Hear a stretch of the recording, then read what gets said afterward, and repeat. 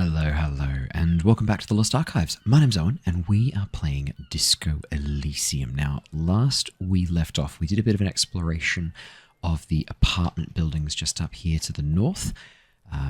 We had sent Kim away with the body so that we could do a bit of exploration and also finally get the body submitted.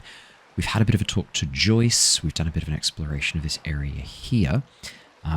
It's now time to have a bit of a look around and kind of like clean up the last few things we need to do while Kim is still away. And I'm just having a bit of a peek around, seeing if I've missed anything.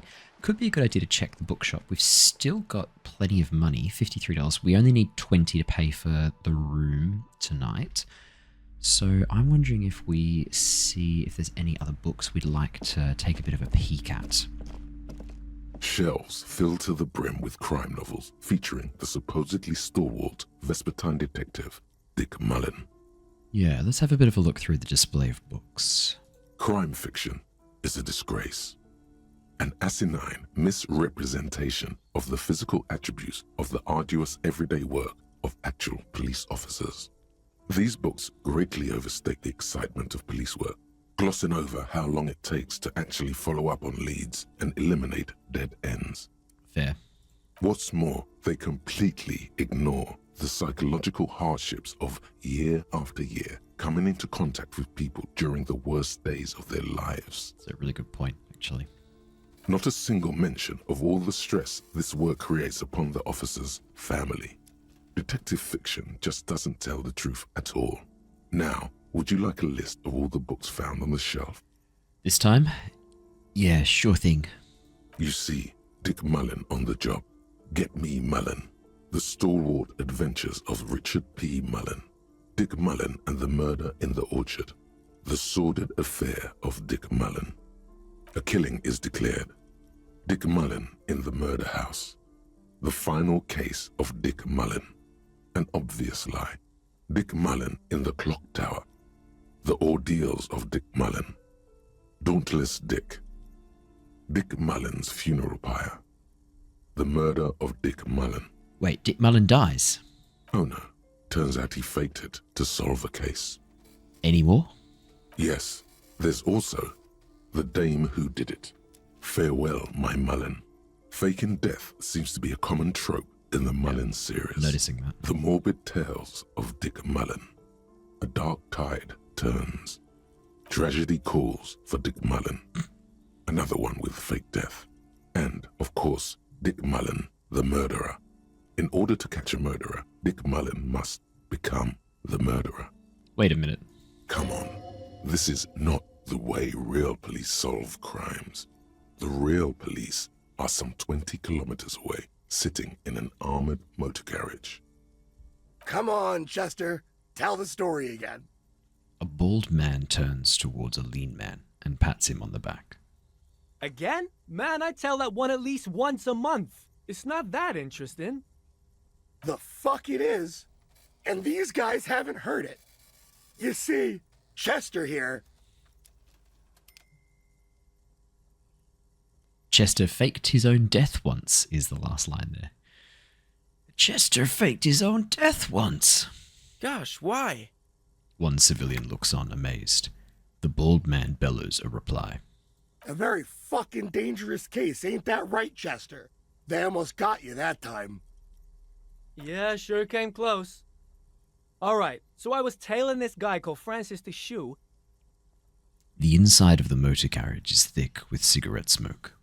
Outside, it starts to rain.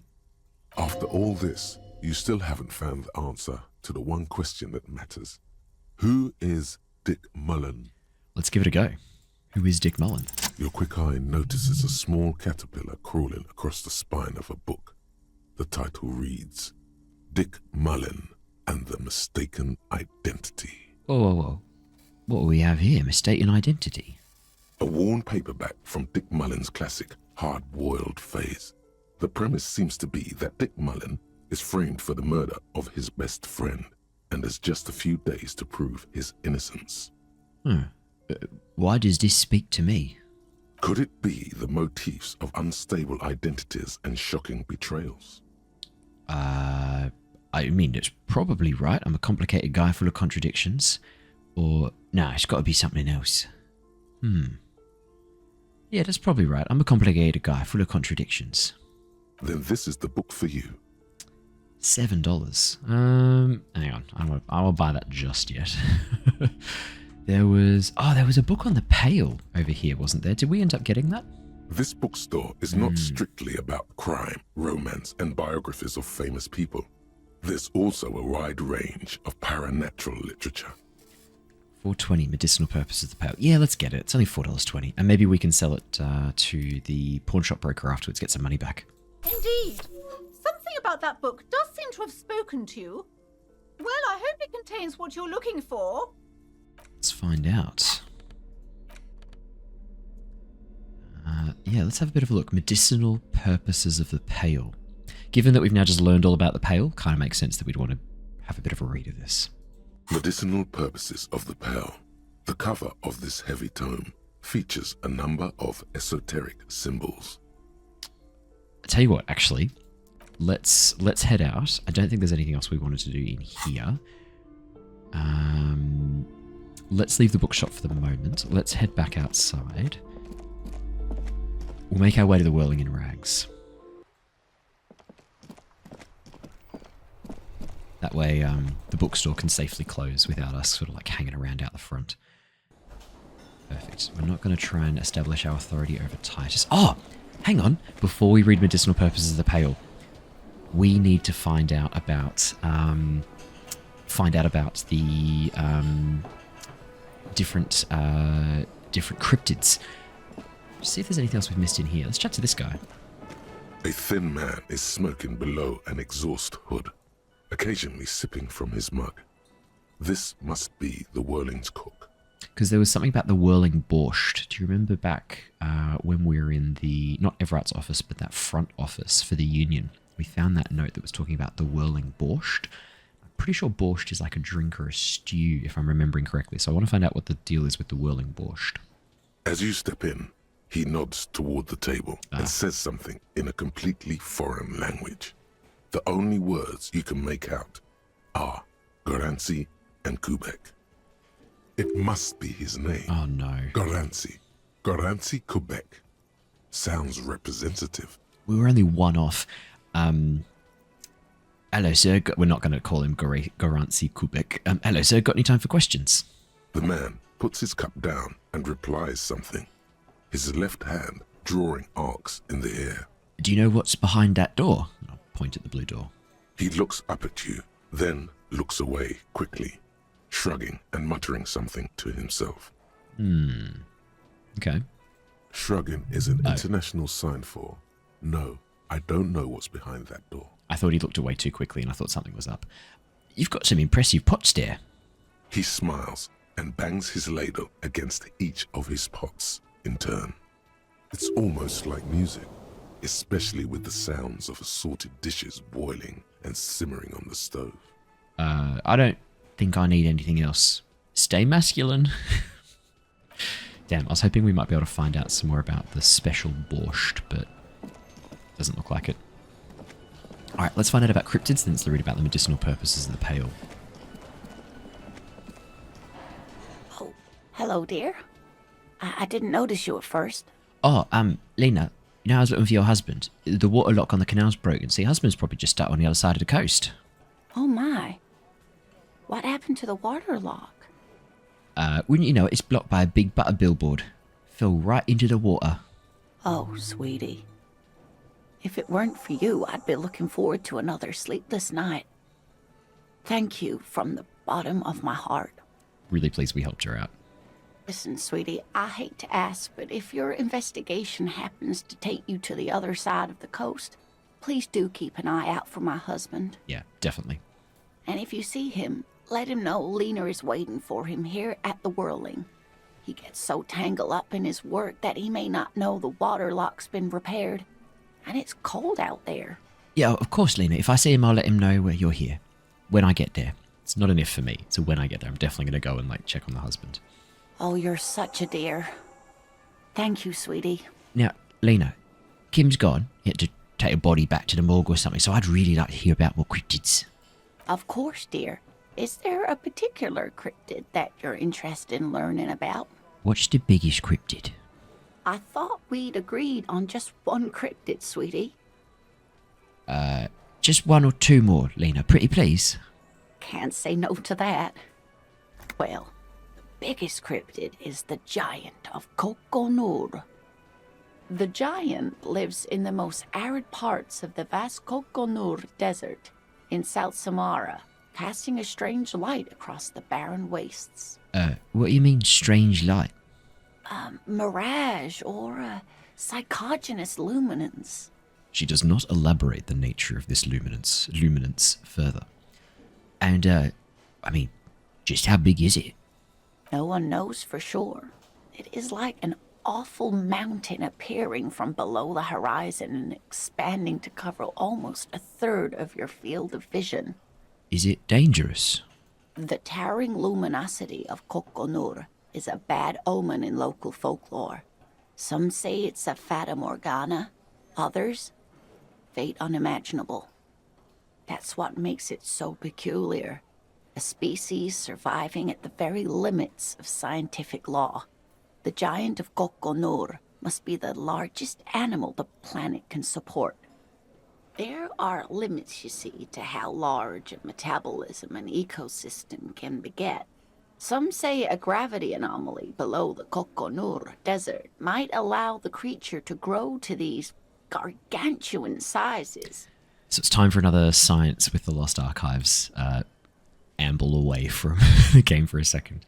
So, interestingly, it's actually not so much the size per se and the gravity.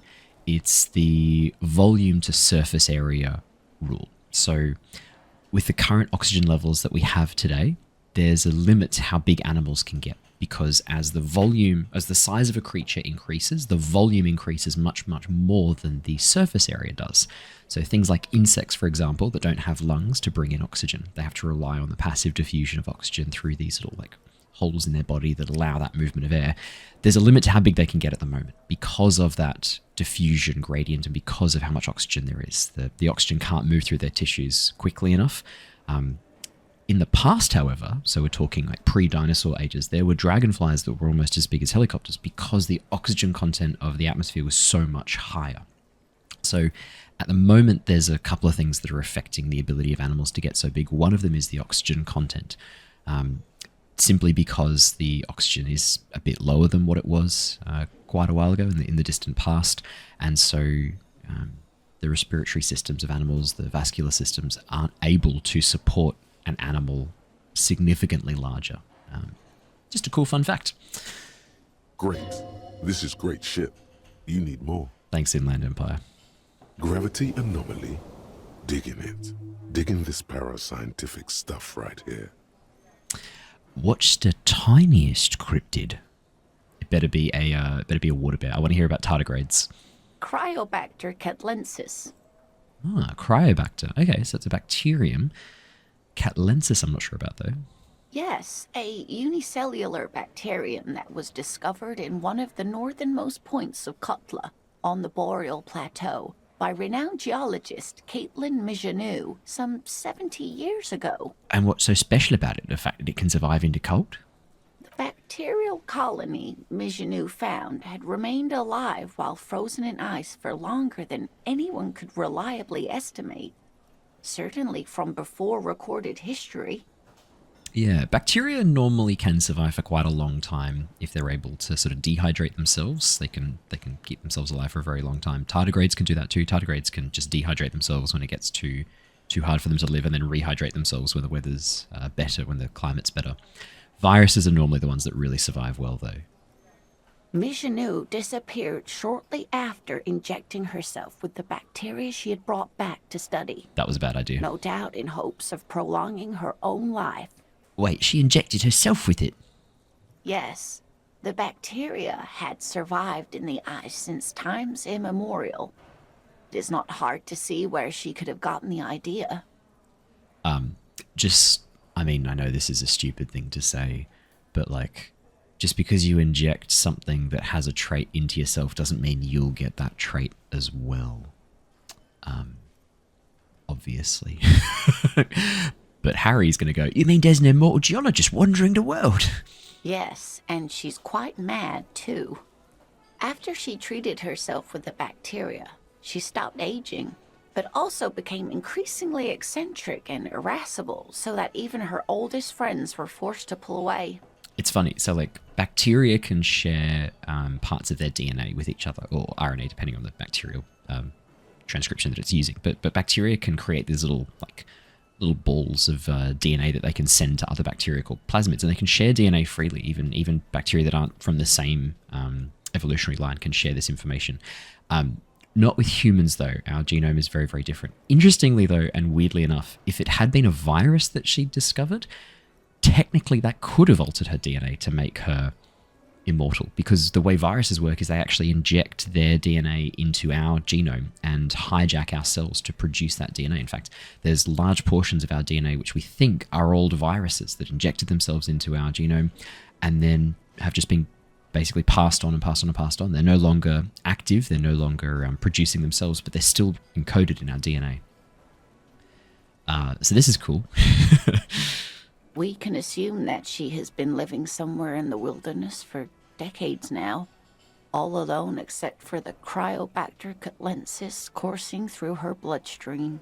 I guess one explanation for it is that maybe the Cryobacter creates some protein or something which regenerates tissue. Maybe it has a really good DNA repair mechanism, and that is like ejected out of the bacterial cell, and it's being picked up by her cells. That's a reasonable explanation for how she might be immortal now. Obviously not reasonable. I'm stretching the bounds of like probability here.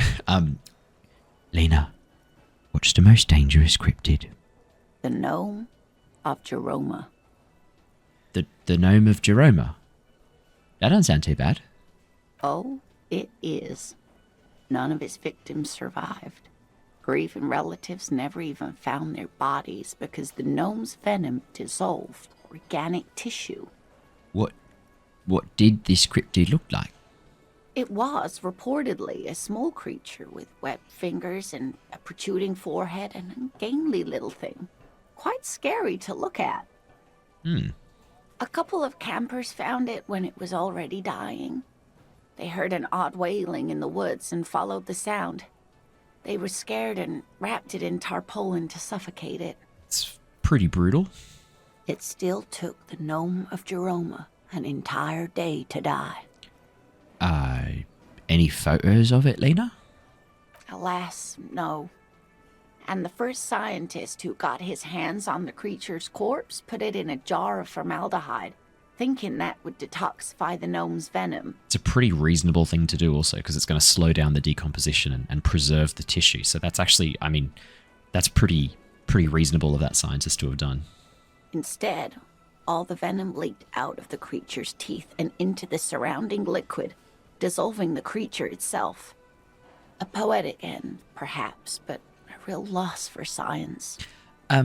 Is that a cryptid on this pen you gave me? Because she gave us the green ape pen. Yes. It's the kind green ape. Half war story, half undiscovered species in the genus Homo. War story? Yes, it was reported by soldiers in South Safra during the war. The kind green ape would visit bunkers during the night, healing wounded soldiers with its saliva. Was it saliva? Yes, it has amazing healing qualities. Some soldiers reported growing back limbs, regaining their sight.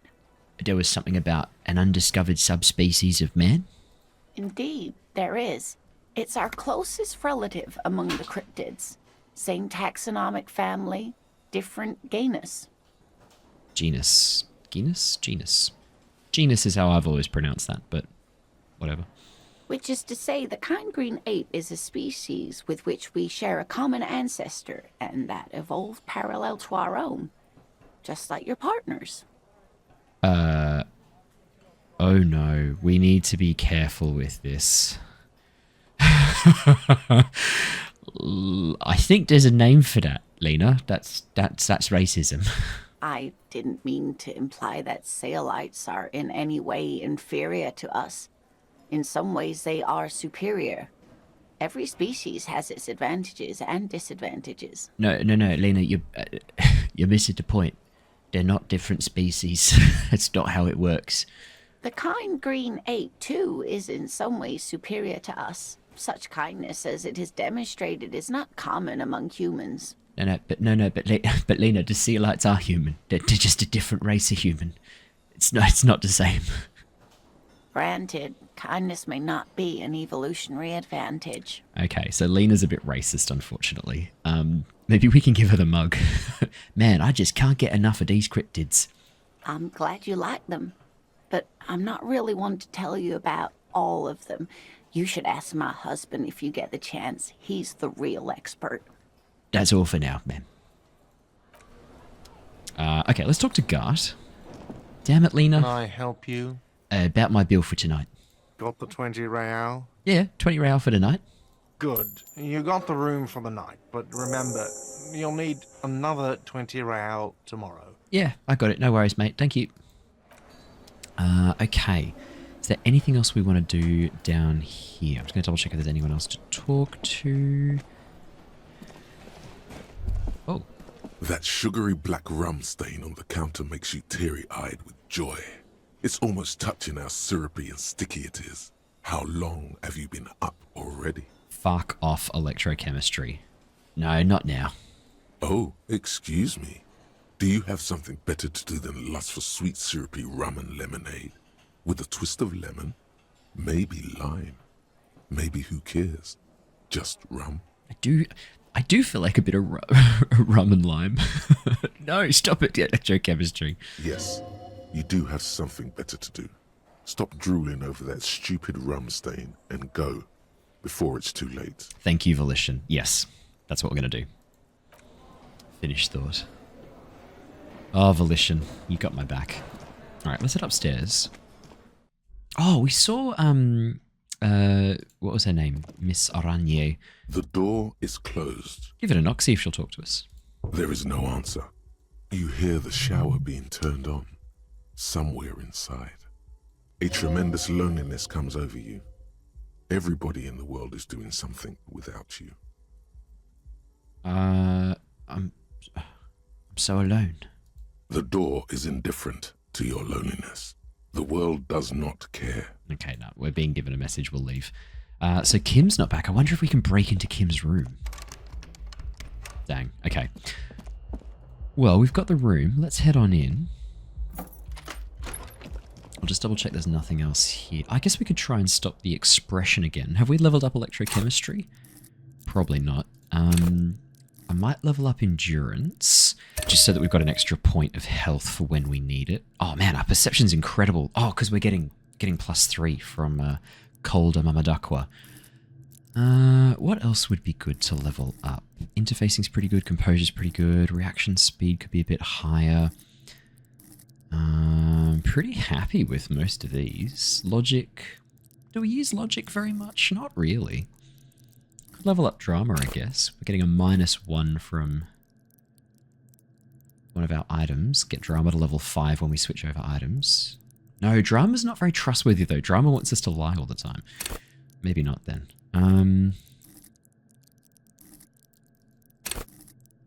Pain threshold, physical instrument. We could level up shivers. Nah, look, let's keep them. Let's keep those points for when we need them. We can always level up something that we need.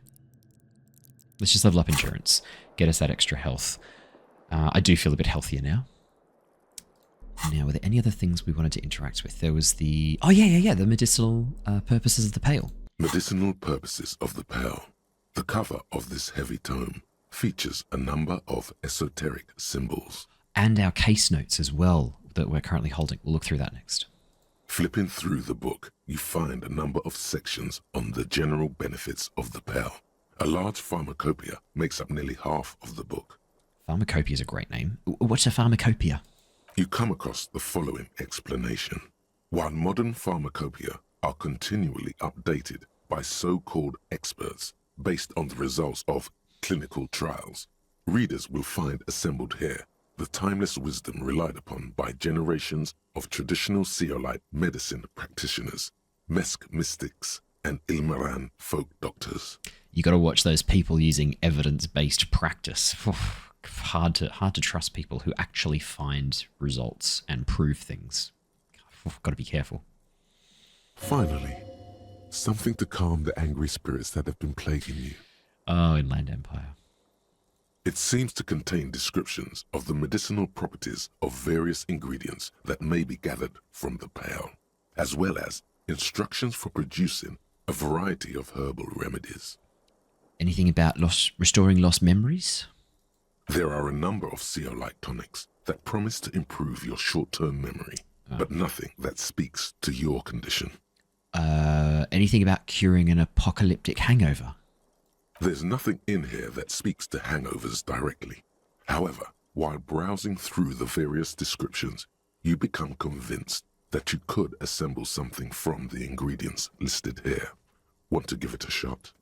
Yeah, all right. Book, let's see what you got. First, you need to choose a base ingredient. Ginger root. Ginger's pretty good. Next, you'll need to combine the base ingredient with an appropriate vehicle. Well, birch bark. I think it's willow bark that's used to make aspirin, so birch bark probably would be good too. Boil it with a tea made from birch bark. Lastly, is there anything else you'd like to add? Some wild ginseng root. The ginger root will help with the nausea, and the birch bark tea will help you flush out the toxins. The ginseng should give you more energy as a nice bonus. Nice. The very thought of this tea causes your muscles to relax and your mind to clear. You're more present and in control than you were a moment ago. Huh. That's fantastic. I will savor the feeling a moment longer.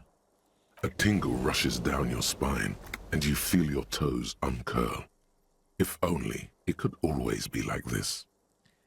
Okay, so we can use that to heal morale whenever we need to. That's fantastic. What else can we... Flipping through the book, have you taken any walks through the Pale recently? Have I taken any walks through the Pale recently? Maybe? And on your walks, do you stop to meditate on the nature of your being? No, I don't. You need to do that. It's important for opening up your archaeogenous zones. Archaeogenous zones? What are archaeogenous zones? They're a series of psychic nodes located throughout your body. Unfortunately, the stresses of modern life often cause us to close off our archaeogenous zones, which can result in all manner of physical and psychic ailments. Checks out. Regular meditation in the Pale, however, can help to open up these zones, permitting the free flow of psychic energy throughout the body. Oh, then I do very much so. I meditate all the time. Good. And when you meditate, are you in the nude? What? No? Nudity is the most important part. Of the many ways modern society prevents our true selves from manifesting, clothing may be the most repressive. Yeah, can you imagine needing protection from the elements? You probably can't even take off your pants, can you? I'm pretty sure I could. Nor should you. Nudity is shameful. Ah. No officer of the law should ever be called sans pantalones. Without pants. Oh my god, you're right. I can't take my pants off. That feeling is the weight of society bearing down on you. Until you get out from under it, you will never feel true freedom. Nice. Okay. That was pretty interesting. We will put that book away. Yeah, we've already figured out the bullet. Was there anything else we needed to figure out? Let me just check the photo of the tattoos. An intricate web of blue. It still kind of looks like a map of the star. Okay, we haven't found anything more on that. Let's try this book, The 16 Days of Coldest April.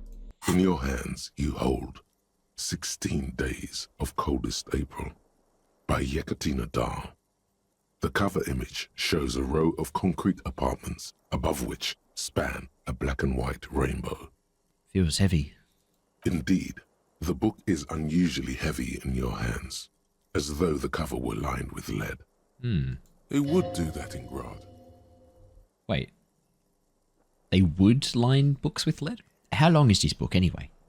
You flip through the book. The pages are thinner than you realized, and the type quite small and tightly set. It's nearly 600 pages long. Real art is dense and difficult.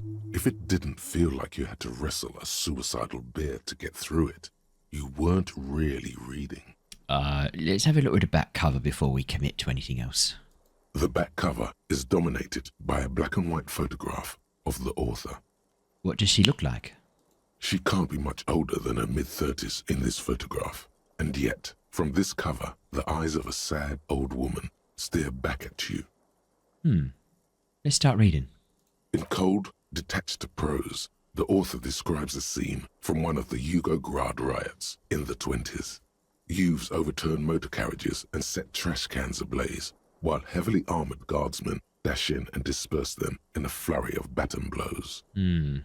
As ethnic tensions run wild, a pair of young lovers meet each other on the street. Somehow, in the middle of all the chaos, they manage to lock arms and look into each other's eyes. What happens next? It would physically hurt you to keep reading. Are you sure? Ooh, it's 10:13. Let's just read 10 more pages. They go through a brief and somewhat awkward love affair. Oh, Christ, And I'm dying. in the end, they betray each other and succumb to the absurdity of Guardian life. The man becomes a lens grinder, completely abandoning his former existence. He toils through the daily drudgery at the Lenka Polyfabricate. Happiness and fulfillment have eluded him his whole life. And, in the end, he has nothing to do but dedicate himself to the craft. And the woman? She spends the next several decades standing at a conveyor in a Sosnovyj fish processing plant. The smell of fish guts slowly seeps into her hair and skin, as every single one of her dreams dies, one by one. Wow. We should have listened to... Who was it who told us not to read it? Was it Volition? Did I ignore Volition? No, it was the book itself telling me. Okay, there you go. The memory of their short time spent together tortures the former lovers ceaselessly until the end of their days. Years pass in solitude, their bodies growing ever more decrepit. This is terrible. As life leaves their remains between the soil sheets, their final thoughts are filled with regret. We are selling that book. First chance we get. That is awful. What is that? Oh, good. We can't go back now. Let's have a sleep. The bed is still cold from the broken window, and not too inviting, but it's yours. You've earned it. Yeah, let's go to sleep. Oh my god. That was... The bed is still cold from the wind blowing in from the broken window. The mattress creaks as you close your eyes and try your hardest to fall asleep. We're gonna get another dream, aren't we? Here we are again, my broken bud. The waves are coming, carrying you away. But you can't go. No, you have to stay. Always half aware of yourself. You're not cooperating, brother man. Why? It's your disgusting body. Even through your sleep, you feel a vague discomfort suffusing it. Your belly and your sides are unpleasantly tender. You wish you could curl up into a fetal ball of safety. But you cannot, because of the pain. Pain? Every cell in your body is moaning in agony, asking, what did we ever do to you? It's the system's fault. The system failed me. Well, this body's worthless anyway. No one does anything nice to it. I'm sorry, cells. It's all me. It's my fault. Nah, let's blame the system. It's the system's fault. System failed me.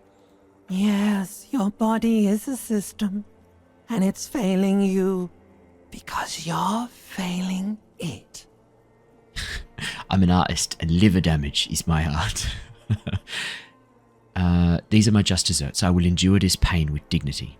Oh, I think I need medical attention. Oh, yes. That'll check you out. give you some pills, make it all okay. Sounds good. The Wonder Makers. Sounds alright. Don't be stupid, Harry. It's not happening. They don't make new kidneys and livers in hospital. All you've got to do is pray to God it passes and stare at the flickering darkness. You're just stuck here, in the half-world. Could try looking at other people, really looking. But why would you want to start doing that? I will. I'm looking at people all the time. I like them.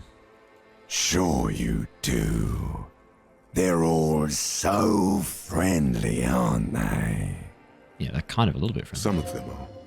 Some of them are nice. Others are scared. Yeah, thank you, Volition. At least they're interesting. Each one has a process just like yours, running in the space between their ears, full of secrets. People are beautiful, statuesque, parodies and tragedies of themselves. A great democracy of creatures. Thank you, Perception. What do you think you're doing right now? Coming to some greater awareness? Look at all these lights blinking in and out of existence. Thoughts! You're just pretending that you're asleep, even to yourself, while the world goes on without you. Let it. Let it. Ancient reptilian brain is pretty intense. But it never seems to let you go, does it? Time to rise and wipe that shining sweat off as best you can. Gather your bearings. Rock and roll. Oh boy. At least we're back to full health and full morale. Or we're not looking too good, are we? When can we get this room cleaned up?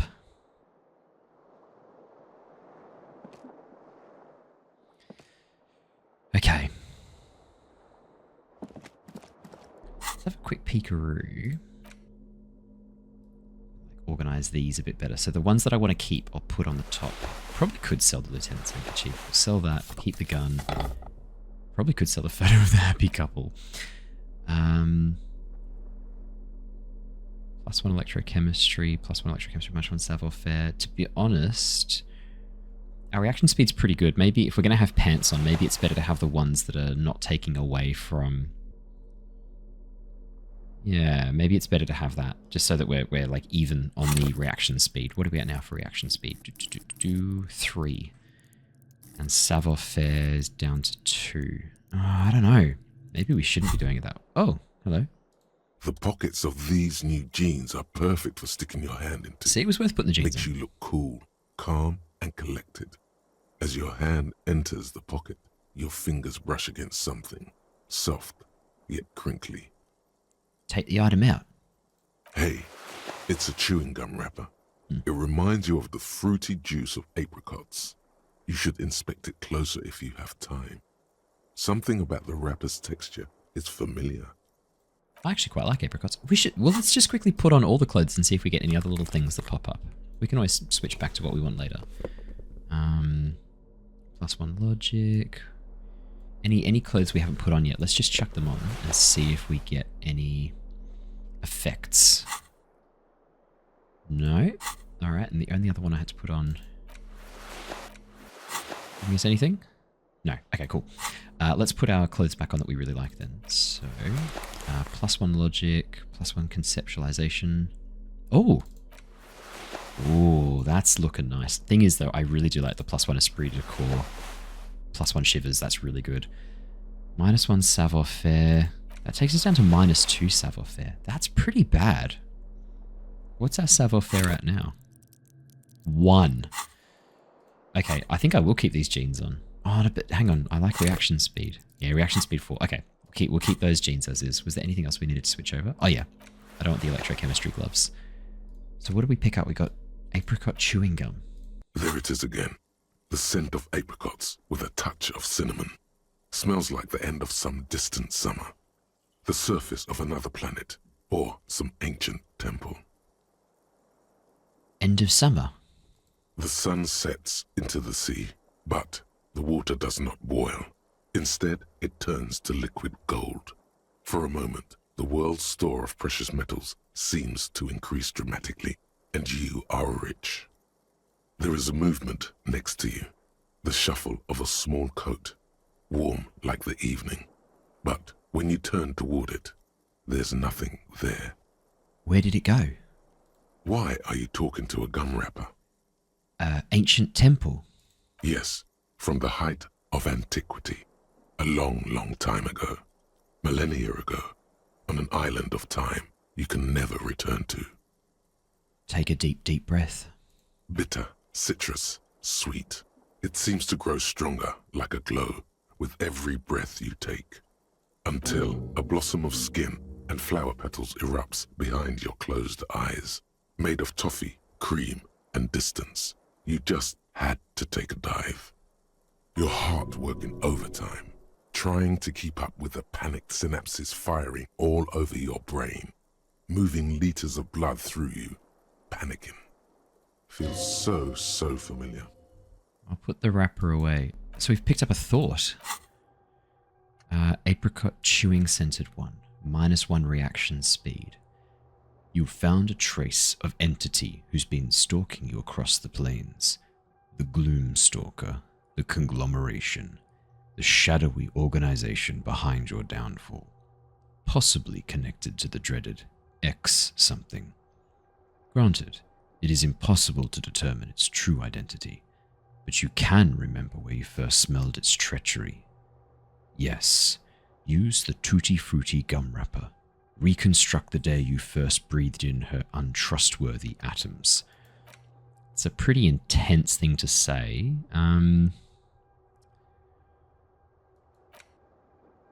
5 hours. Yeah, look, why not? We've got the points. Let's internalize that thought. -1 reaction speed. That's fine. Hopefully it gives us a better benefit like some of the other ones have been doing. Okay, let's head out. See if we can find Kim. Guessing he's downstairs. Hey, Kim. Good morning.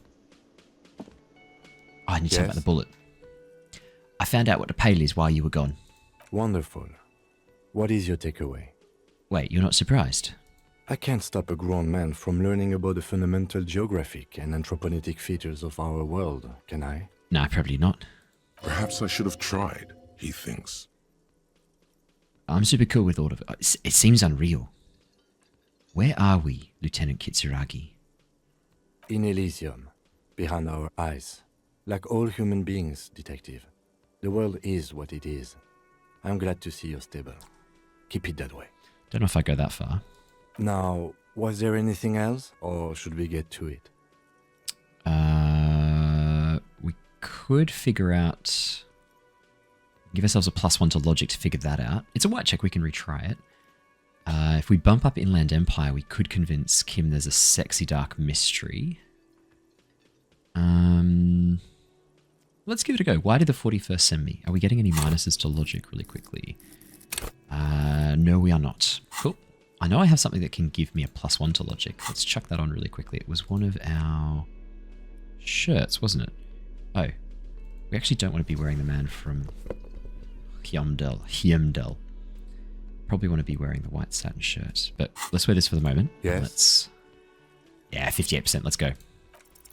You pick over what's left of your frontal cortex, but no compelling explanations emerge. Okay. Do we have anything that can bump up our Inland Empire? Esprit de Corps, Half-Light, Authority, Drama. Inland Empire? Inland Empire? No. No pluses to Inland Empire. That's giving us a minus to Inland Empire, though. If I take that away... Yes? 58%. Let's give it a go. What if you did it? Did what? The Hanged Man? Yes, you killed him. And then, as part of the plan, you drowned out the memory. Maybe this is why your chest feels so hollow. You did an awful thing. and you can't even bring yourself to acknowledge it. Kim, I think I may be the murderer. I killed a man and tricked myself into forgetting about it. And what has led you to this conclusion? My chest feels hollow, like I did something terrible. That is a common side effect of overindulgence. It will pass. Wait, so you're saying I didn't kill him? I find that highly unlikely.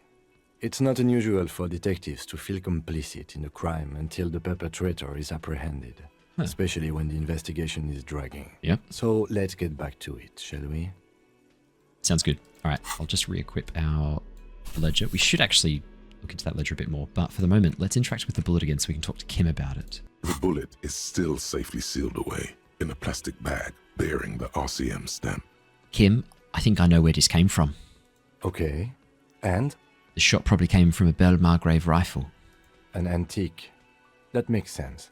There can't be many breech-loading rifles floating around in Martinez, or anywhere in Ravachol, really. Why not? Sure, there's some arms trafficking, but the laws prohibiting the use of breech loaders we inherited from the monarchy have been effective, from what I've seen. Huh.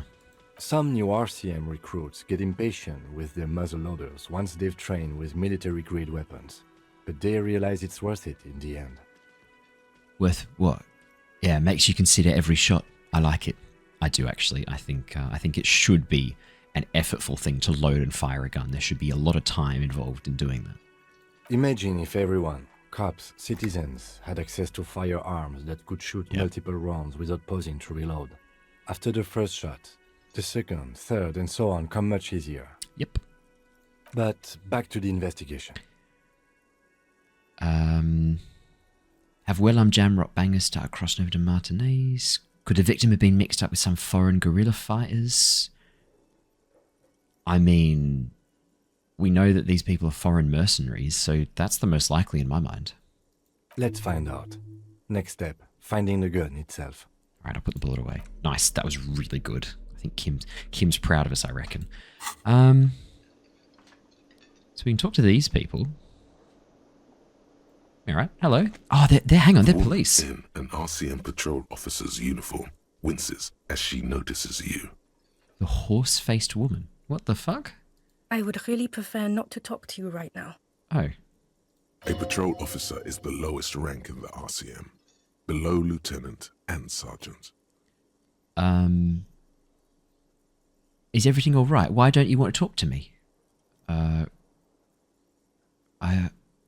We know that she's a patrol officer. We don't need to ask her about that again. Could ask if she's the cavalry, but they would have approached us if they were the cavalry, and she just said she doesn't want to talk to us. So I'm going to go to, is everything all right? Why don't you want to talk to me? I don't know. I mean, why would I want to talk to you? Have I wronged you? I've done that to a lot of people. No, you haven't wronged me. It's okay. She shakes her head and breathes out. Something changes in her. It's pity. Pity comes over her. She knows us. Okay, fine. Let's talk. What did you want? What precinct are you from? No, I don't think we need to go any further with it. Alright, goodbye. No, I think these are from our precinct. I think these are from 41. You look like shit. Look, this is the guy, Jean-Vic Maire, who we were hearing on the phone. He's just got a blonde wig and glasses on. Also, the voice is the dead giveaway. Your ruffled face reflects in the man's sunglasses. And I don't mean that as a metaphor. I know, it's intentional. Looks don't matter. It's what's on the inside that does. Yeah, I know. That's what I'm going by here. Shit. Oh, come on, Jean. It looks like it's been a rough week on him. It's not just this week. What do you want? There's something about this guy that matches with a face in your head. A similar but different face. The suit, the sunglasses, the haircut. He's famous. Shit. That's how you know his face. Okay, let's give it a go. There's something about this guy. Figure it out. You know what it is. It's like the two of you know each other. Just ask him. Tell me the truth. Do you know me from somewhere? Oh, I definitely know you from somewhere. Another life. From where? From another life? Yes, from another life. A different life. Maybe the life of a police officer belonging to the ranks of the... To what station do you think you would belong in this alternate and totally fictional reality? Oh shit, we're from the... Oh, which... We're 41st, aren't we? We're the 41st precinct. Yeah. 41st. Okay. That's plausible. That's entirely plausible. Okay. Now we're really getting somewhere. He gives you a long, meaningful look and adds... Somewhere good. Let's talk more about that hypothetical 41 you mentioned. Okay. Oh, he's not going to say the whole thing. Okay, the hypothetical 41. Yeah, let's fantasize about that. I'm not busy. You're not busy. Let's just play around. Do you have a crime to solve? Oh, no. You see, I enjoy watching other better cops solve crimes. And let me tell you, it's been quite a privilege seeing you work. This isn't helping. She says, shaking her head and looking at the man with sunglasses disapprovingly. So what would our relationship be in this alternate universe? Let's be crazy. Let's say you and I are partners. How's that for a thought experiment? Kim's cooler than you.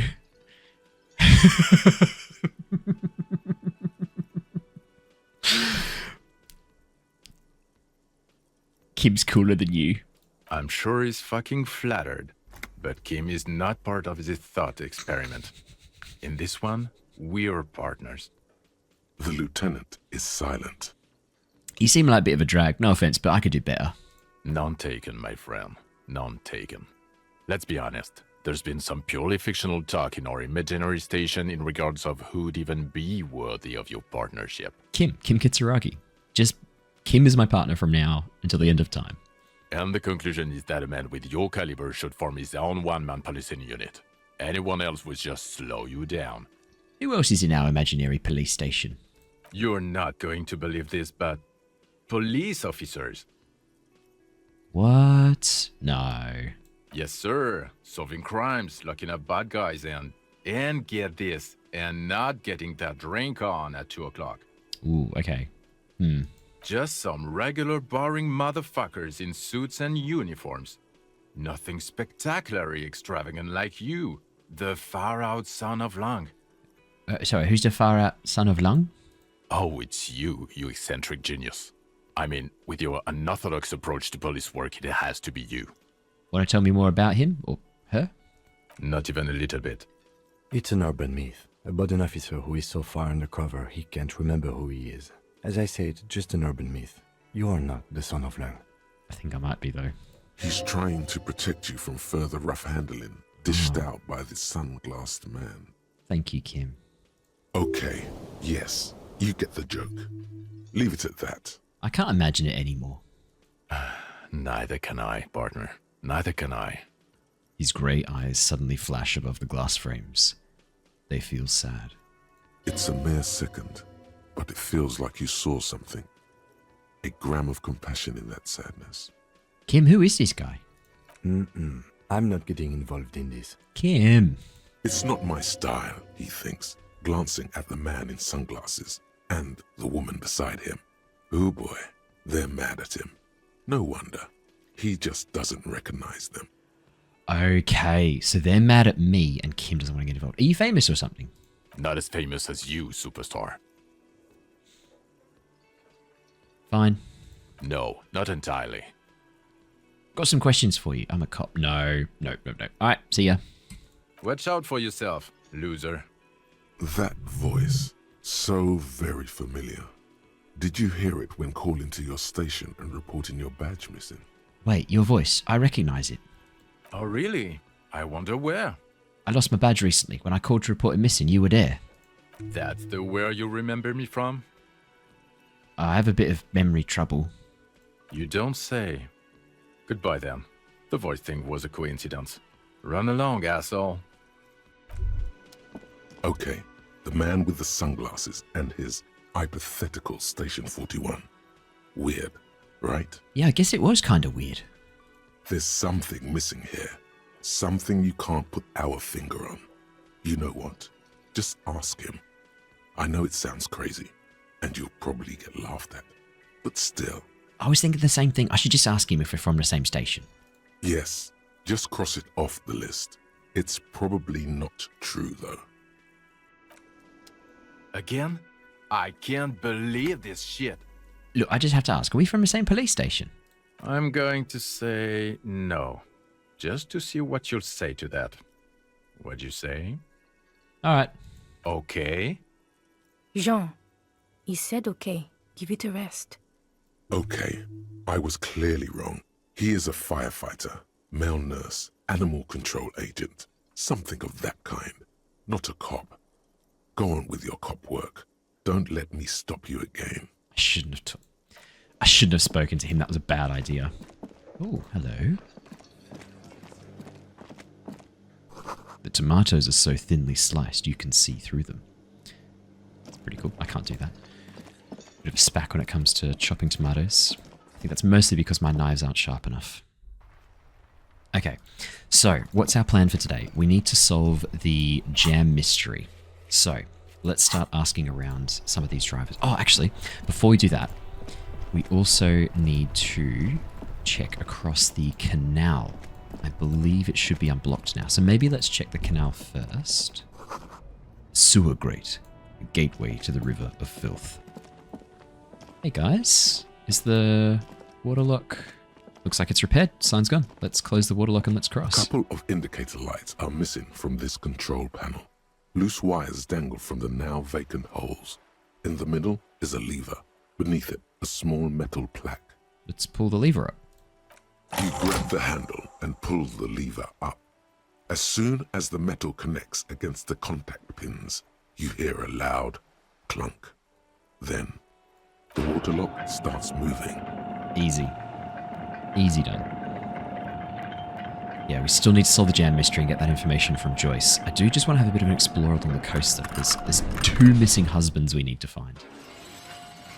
Oh, that's really cool. Having it lock in. Oh, that's awesome. Okay, if we ever need to get to the coast, then this is the way. But please, contain your wanderlust for now. I don't want us to get sidetracked, not with everything that's going on. Focus on one thing. Achieve it, then the next, he thinks. That's the task chain. Well, let's go across for the moment. There's a couple of things across the lock we want to check out. The radio hums with electricity. Radio relay, I should say. Ooh, some money. Good, because we do need some real for the night. Maybe I can like hold down tab while also moving with the keys. Yeah, there we go. Oh, hello. Some stuff up here. I see a little container. Traffic beyond the gate. More abandoned motor lorries. The sign says no entry. Someone scribbled an inverted star above it. Ooh. +1 empathy, -1 logic. What have we currently got on? +1 visual calculus, -1 draw. No, I like the one I've got on more. Alright, we can't go that way. Let's check out down here.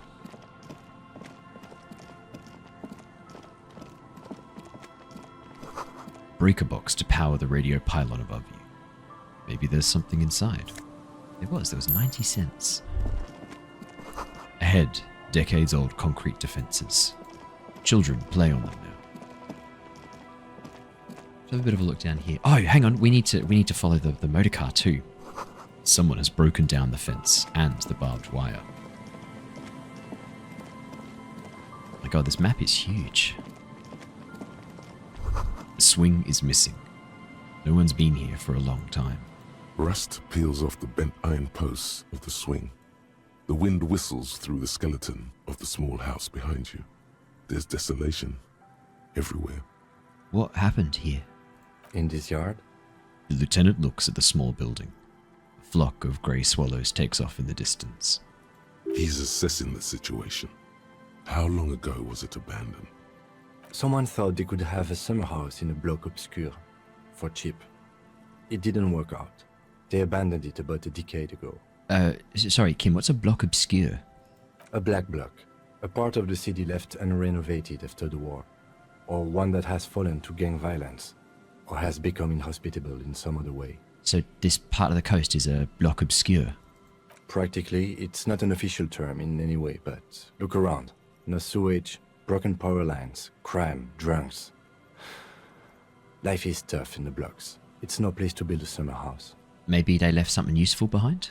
Yes, for you to scavenge like a post-apocalyptic scavenger who collects trash and errant magnesium blisters. Wow, that's a pretty fair summary of me so far. It's not meant as nagging. Yeah. Just an observation. We should move. I don't think we will solve the murder with forays into the urban hinterland, at least in this phase of the investigation. Fair enough. That's pretty funny. We have been picking up a lot of magnesium. But we need the Royale to sleep. We've only got one more night that we can stay. Glory, says the graffito, to the ghosts of us. So, what else have we got around here? Someone has left their music collection beneath the tarpaulin. Ah, smallest church in St. Saul. Okay, we need that for the karaoke. That's awesome. Hang on, something there. Birds in the birch tree. Barely audible coos come from above. Was there anything else down along here? I don't think there was. No. Okay, cool. Let's head back out around this way then. Take a bit of an exploration down the coast.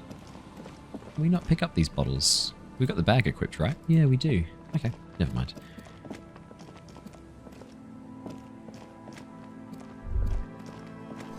Creaking ahead. Broken axle grinding. Banged up fuel canister. Oh, it's a car. It's a crashed car. A bottle drained of all its booze, frozen to the ice. We found the car. Hang on. The ice just off the coast crackles, shifting. A banged-up motor carriage lies half-submerged in the icy water, slowly sinking into the Insulindian Ocean. Only the cabin top, rear wheels, and the engine remain visible. It must be cold and lonely down there, in the icy water. The seawater has already started to corrode the metalworks. Wow. Remember the tire tracks in Martinez? This is where they were leading. So this is where all the tracks were leading to. It appears to be so. The lieutenant has a peculiar look in his eyes as he inspects the wreckage. Let's investigate.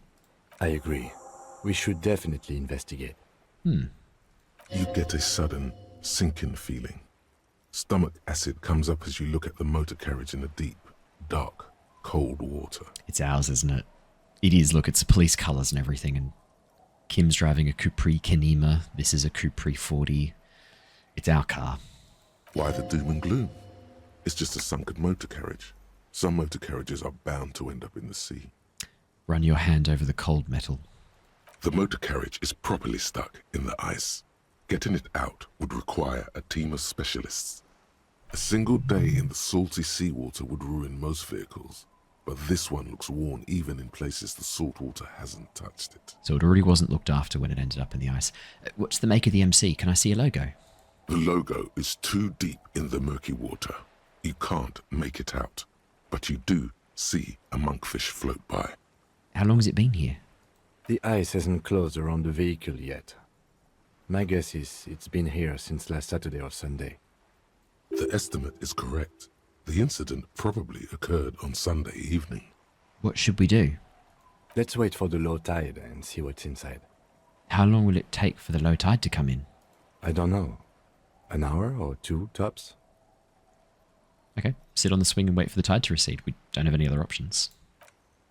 So it's 8:12. Let's see what it comes to. Oh, that's nice. As you sit down in the old, rusty playground, the world around you becomes very silent. Good, it's just hanging out with Kim. The hinges creak under your weight, dangerously so. Nothing but the sound of seagulls high above in the sky, echoing like distant laughter. Ice cracks around the blue motor carriage in the sea. Hold on, it looks very blue. Yes, it does. What's your favourite blue thing? Let me think about it. Alright, let's try whistling a tune. Do you get a +1 from being an art cop? Spit flies from your mouth to your moustache, your chest, the ground before you. No sound, though. Raining heavily here, Chief. Mind keeping it down a bit? The lieutenant must think it's rather funny. He smiles and quickly turns away. I'm going to keep blowing. That's right. Just keep at it. It will come to you. With his lips puckered, the lieutenant lets out a beautiful, melodic trill that puts even the insulindic thrush to shame. You hear the sound echo on the large body of water. Clouds race across the spring sky, and suddenly you just feel better about everything. Kim is just the best, man. Okay. That's way better than what you did. The clouds pass in the sky, and the shadow of the swing moves like the hour hand on a timepiece. 30 minutes have passed. Looks like this might take a while. Time to present a good topic for discussion. We're definitely not going to do that one. So your dad was also, you know. Would you rather sit on an anthill for an hour or stand in a river of leeches? Well, historically, leeches have been used to prevent and even cure many ailments. Clouds on the horizon grow darker, and the shadow of the swing set keeps climbing. You hear the distant rumble of the city. 30 minutes pass. If you have to side with either the strikers or the shipping company, who would you choose, Kim?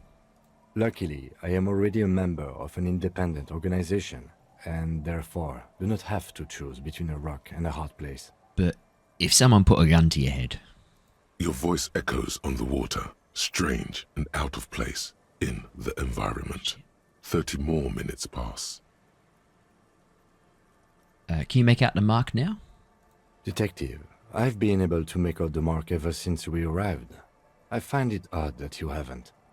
It's a Cupris, Model 40. Yes. Why haven't you? It is a simple and rugged machine, favored by working men, government offices, firefighters, animal control people, you know, those kinds of people. Is that a number on the side? Yes, 41. What do you think it stands for? Oh God, no. I'm sorry, Harry. I'm so sorry. 41. Precinct 41. A massive pit opens up in your stomach, and the most terrible feeling comes over you. You feel like you're about to faint and fall off the swing. Your hands get clammy, and the air tastes sour to breathe. That was worth dropping that +1 into endurance. It's basically pushed us up into the upper level.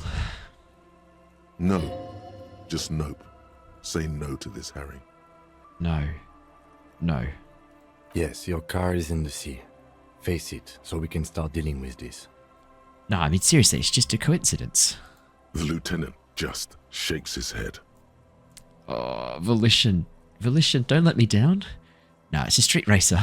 There were never any street racers. It was always you. You drove your car in the sea. I'm not going to read this at the volume it's written, just in case you are enjoying a nice, calm day today. Oh my God, it's mine. I drove my car into the sea. I'm afraid so, yes. It looks like you started in front of the Whirling, jumped over the canal, and then drove your vehicle in the sea right here. How do we get you out? Detective, we don't. A rescue operation really isn't viable at this point. So it's just gonna be there like that? I'm afraid it will have to be there like that for many years. Look at it. Parts of it might be salvageable, but overall, this machine is a write-off. I can still fix it. That is very unlikely. All the electrics are toast. That goes for the electromagnetic steering and brake systems as well. You'd be lucky to find one undamaged component in there. In a few months, there will be nothing but rust left of this vehicle. It'll be cheaper to buy a new one. Oh yeah, I can afford that with my 34 real. Well, not cheaper. This motor carriage costs 40,000 real. But in the long run, it still makes more sense to buy a new machine than try to refurbish this. People are going to be angry at me, aren't they, Kim? In Precinct 41. Let's face it, this is a substantial loss to your district's budget.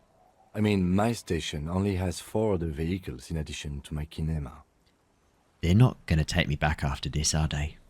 People are more valuable than machines. training a police officer is even more costly. Maybe I was in pursuit of someone? Of whom? I don't think so. If anything, you were probably drunk. The badge, the gun, and now this. The lieutenant adjusts his glasses and doesn't say anything. There is also a fourth thing you've lost. A fourth thing?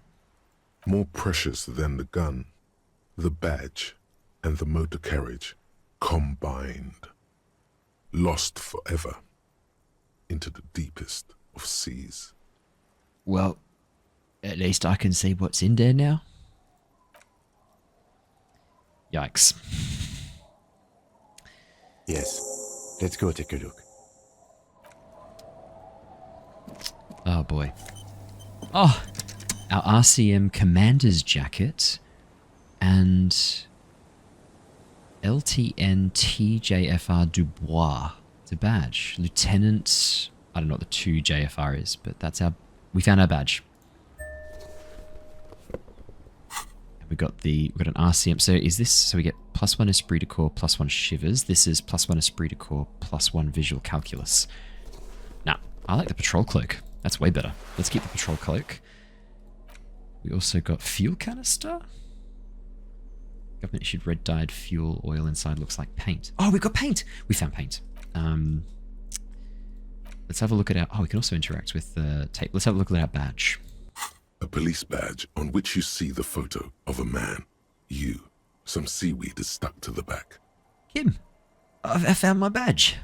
At least something good came out of all this. Study the badge. Encased between 2 durable plastic sheets is a bluish card with lines of information and a watermark in the shape of the street grid of Revachol West. You see a photo, a name, a rank, a document number, the date of issue, and, in the lower right corner, your precinct. Look at the photo. The man keeps winking at you with his green-grey eyes. The photo is old, no doubt about that. Good choice.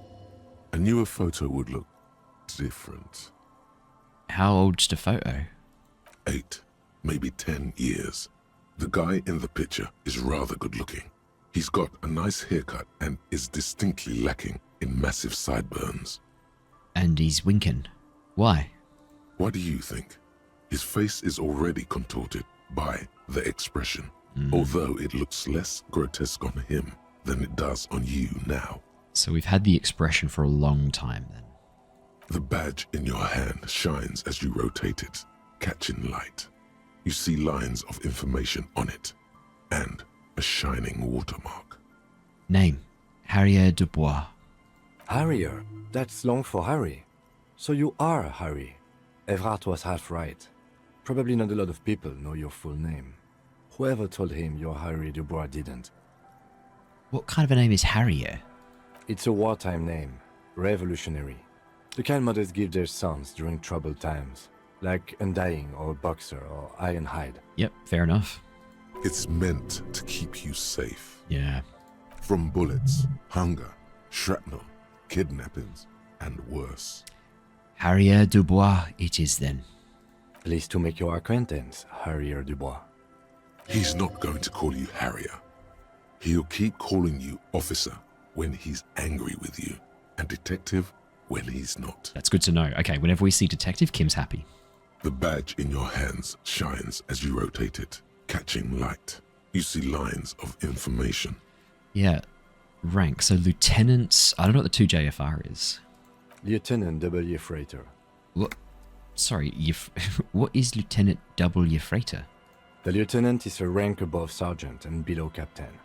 It's the highest rank in the RCM that still does field work. I am a lieutenant. A lieutenant. And W. Freighter? The title of Yefreighter is added to your rank when you decline a promotion to a higher rank. In your case, captain. You have declined twice, thus you're W. Freighter. Declined? There are many reasons one would do this. The rank above you in your precinct's décomptage might be taken, or sometimes promoted officers do not want to replace their superiors out of respect. And sometimes they just prefer the type of police work available to their current rank, in your case, lieutenant. Heavy-duty case-solving machine. What's a décomptage? Décomptage is the hierarchical system employed by the Revachol citizens militia. It means counting down to twos. The lowest rank is junior officer, usually teenagers. Then there are the patrol officers, then sergeants, lieutenants, then a captain. That's basically it, except for a few kings. What kings? Kings like satellite officers and the additionally a freighter rank I already explained. The long and short of it is, you're his superior. Ooh, I'm gonna say, so you've been putting up with me because we're of the same rank? I'm not gonna be a dick. So you've been putting up with me because we're of the same rank? No, I've been putting up with you because despite an unconventional approach, you are doing good police work. Thanks, Kim. It matters more than driving your motor carriage into the sea. And now we've even found your badge. He trusts you, for now. Try not to spoil it. I'm not going to say I thought my rank was drunk. We're going to go back to the document. Such a small yet precious thing. Expensive paper caught between thick plastic, like a fly in amber. It reads... Serial, Rev 126205, Jam 41. That's just the serial number. Oh. Revachol, Jamrock, Precinct 41, with some numbers thrown in there for good measure. Date of issue 7th November 50. 4 months ago. I'm guessing that's when you were promoted to the rank of Lieutenant W. Freighter. So the picture's old, they've just reused the old picture. A new badge usually comes with a new rank. You seem to have been doing well then. So 4 months. My life has fallen apart in 4 months. The pain in your chest tells you you were working yourself to death to earn that rank. Interesting. But then I declined it anyway. A lot can happen in 4 months, especially in winter. The winters are never easy on you. Of that you are sure. Yeah, so Harry's had a long history of depression then. That's a pretty common pattern with people who struggling with depression or fighting off depression. Often winter, when it gets darker and colder, it's a risk factor for having a depressive episode. I remember that time! That was a good time! We had a good work-drink balance going! What happened, man? Pump it up! I'm not drinking again, Ty, come on. Precinct 41. Yes, it's the designation of your precinct. 41, like mine says 57. The 57th is mostly industrial harbor, a lot of asphalt. The 41st is... What? It's a tough station to work in. You have all of Jamrock to cover. That district should have 3 precincts, but money is what it is.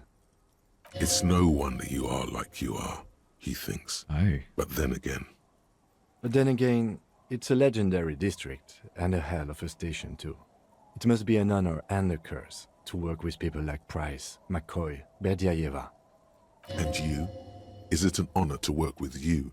Don't ask him, ask yourself. The badge in your hand shines as you rotate it. Let's put it away. Okay. Well, we've ticked off another important task. Let's have a bit of a look around the coast. We'll do a little bit of an explore. Footprints in the snow. They lead away from the accident. The underside of the boat has recently been tarred. I think we should have a bit of an explore. I just want to check out all these places here. There's a boat tucked away underneath the tarpaulin cover. Oh. Oh. Postcards. Cold breeze is enough to make the wall planks creak. Bowtie +2 drama. That's good to know. You see a dark red chair in the dim light of the room. Okay, so we've got a bow tie we can put on whenever we don't want to wear the horrific necktie. Some plastic tear. Through the broken glass, dusty shelves, and a forgotten chair. Make sure we sort of get all these locations, get all these bubbles while we're having a bit of a look around. Doesn't look like there's much more down that way. I think this is the fishing village. Sounds of life in the north. Washboard scrubs, filth from fabric. Cinder blocks, charred. A makeshift fire pit with magazines for lighting. Oh no. The bushes are too thick and thorny to pass through. Go around then. Oh, we'll go right around. Okay, let's check in here first. Inter-Eastlery trousers. +1 to Kingdom of Conscience. You see dust-covered linens, dried tulips on a bed. Kim wasn't lying. White curtains have been drawn shut. No one looking in, or no looking in. A wetting stone, well worn and covered in rust. Oops. Just reached through the wall and grabbed that. Construction material. Whoever planned to build this house left in a hurry. Okay, well let's have a bit of a... Let's head down the coast again. We'll pick up this little area here. The street sign is illegible below the graffito. Hard to see the details. The colours all worn and welcoming, but cozy though. Flower trough where nothing really grows. Maybe in spring. Book, a primer for small kids. Come in handy, we might look like less of an idiot.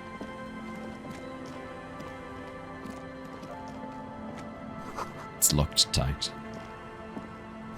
You can't see into the house from this angle. It's kind of crazy we're just taking money that we find around the place. A bucket?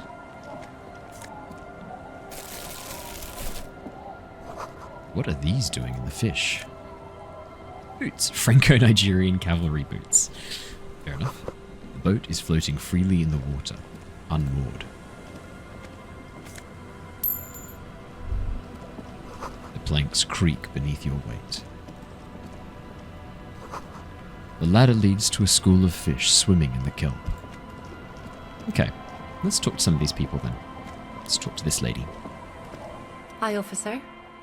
A woman in a raincoat stands on the quay, considering an overturned boat. A sword in a scabbard hangs from her hip. Anything I can help you with? That depends. Where are we exactly? A fishing village on the seashore. This place doesn't really have a name. It's sometimes called Elysible. Why? The sign on the street leading here is illegible. Has been since they built this place. I have questions. First is, what's your name? The name is Lillian. People call me Netpicker. I think I have time for questions. And that was actually the second one. Yeah, that's fair. Indeed, you're always confused as to your whereabouts. Ask her about the cool sword. Helps to break the ice. Nice sword. Does it come with a story? Unfortunately, the factory sold this one with a 3-year warranty instead of a story. It's to intimidate folks mostly. It is imposing. It's a regular mass-produced sword, like a shovel or an axe. Nothing fancy, just for intimidation. Why do you need intimidation tactics? From time to time, people need a lesson in respect. That's just the way it is. Back in the day, I caught the eyes of many men. And believe me, men need a lesson in manners from time to time. Can I borrow your sword? No, I'm afraid not. Tempting to confiscate the blade I use to keep these animals in check. You would put me in an early grave. So why don't more women arm themselves if it's so effective? What makes you think we haven't? Huh. The truth is that almost everyone in this life is scared and tired and stupid and too dull for that. Wow. That goes for men too. But they put on an act for us. Pretend like everything's good and living in shit doesn't bother them. Like anyone falls for that. I could say, behold, and point to the expression on my face. I'm a proper man, believe me. True. Most people I've met are scared. Aye. No one wants to talk about how frightened they are. But only frightened people are really dangerous. And plenty of them are dangerous. So where are all the men now? Some went to patch their wounds, their lesson learned. Others were more thick-headed. And one of them, I ended up marrying. Wait, why? If they're thick-headed? Guess I enjoyed the way he bled. Huh. It's hard to say if it's a joke. If it is, then why the melancholy? Where's your husband now? Gone. Gone where? Oh, he disappeared. Sounds like a missing persons case. 3 missing husbands we can start looking for. It absolutely does not. We are not going to look for him. No. There's nothing to find. He's dead. Lost to the waves. Oh. Say no more. Wait for her to continue. He didn't respect the sea. Went out there, drunk like a skunk, and sure enough, one day the boat was found floating empty. The bloated corpse turned up 2 weeks later. Now, before you tell me how sorry you are for my loss, know that it was 4 years ago, and I've moved on. There's only so much mourning you can do for a drunk with sinewy muscles. Time really is the best cure for sorrow, isn't it? Us working folk don't have the luxury to be bedsick with melancholy. I buried him, mourned for an appropriate amount of time, and went on. Life didn't really change that much for me and the kids. She glances at the village, where 2 little kids are playing with what look like rocks. This is neither a touchy nor a very interesting topic for her.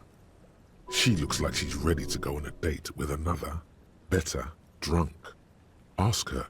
Both of you could need some action. Do it! Hit on the widow! It's the right thing to do! Oh boy. -1, Kim's presence makes it awkward. -6, don't know a good spot yet. We're going to leave that there. I'm not going to ask about Everart's signature. Actually, I wanted to examine that while I've got Kim with me. You take the legal documents out of the envelope. A 12 to 40 month construction period and the zoning plan in the addendum. Let's look at the zoning plan. The youth center cuts into the ocean like the bow of some great modern ship. Apparently, it's going to cover most, if not all, of the street and the square between the existing houses. It's 3 stories tall. It's going to be awfully close to the already existing buildings. I'll bet. Almost wall to wall, practically integrating them into the youth center. This is either an ominous or cool architectural choice.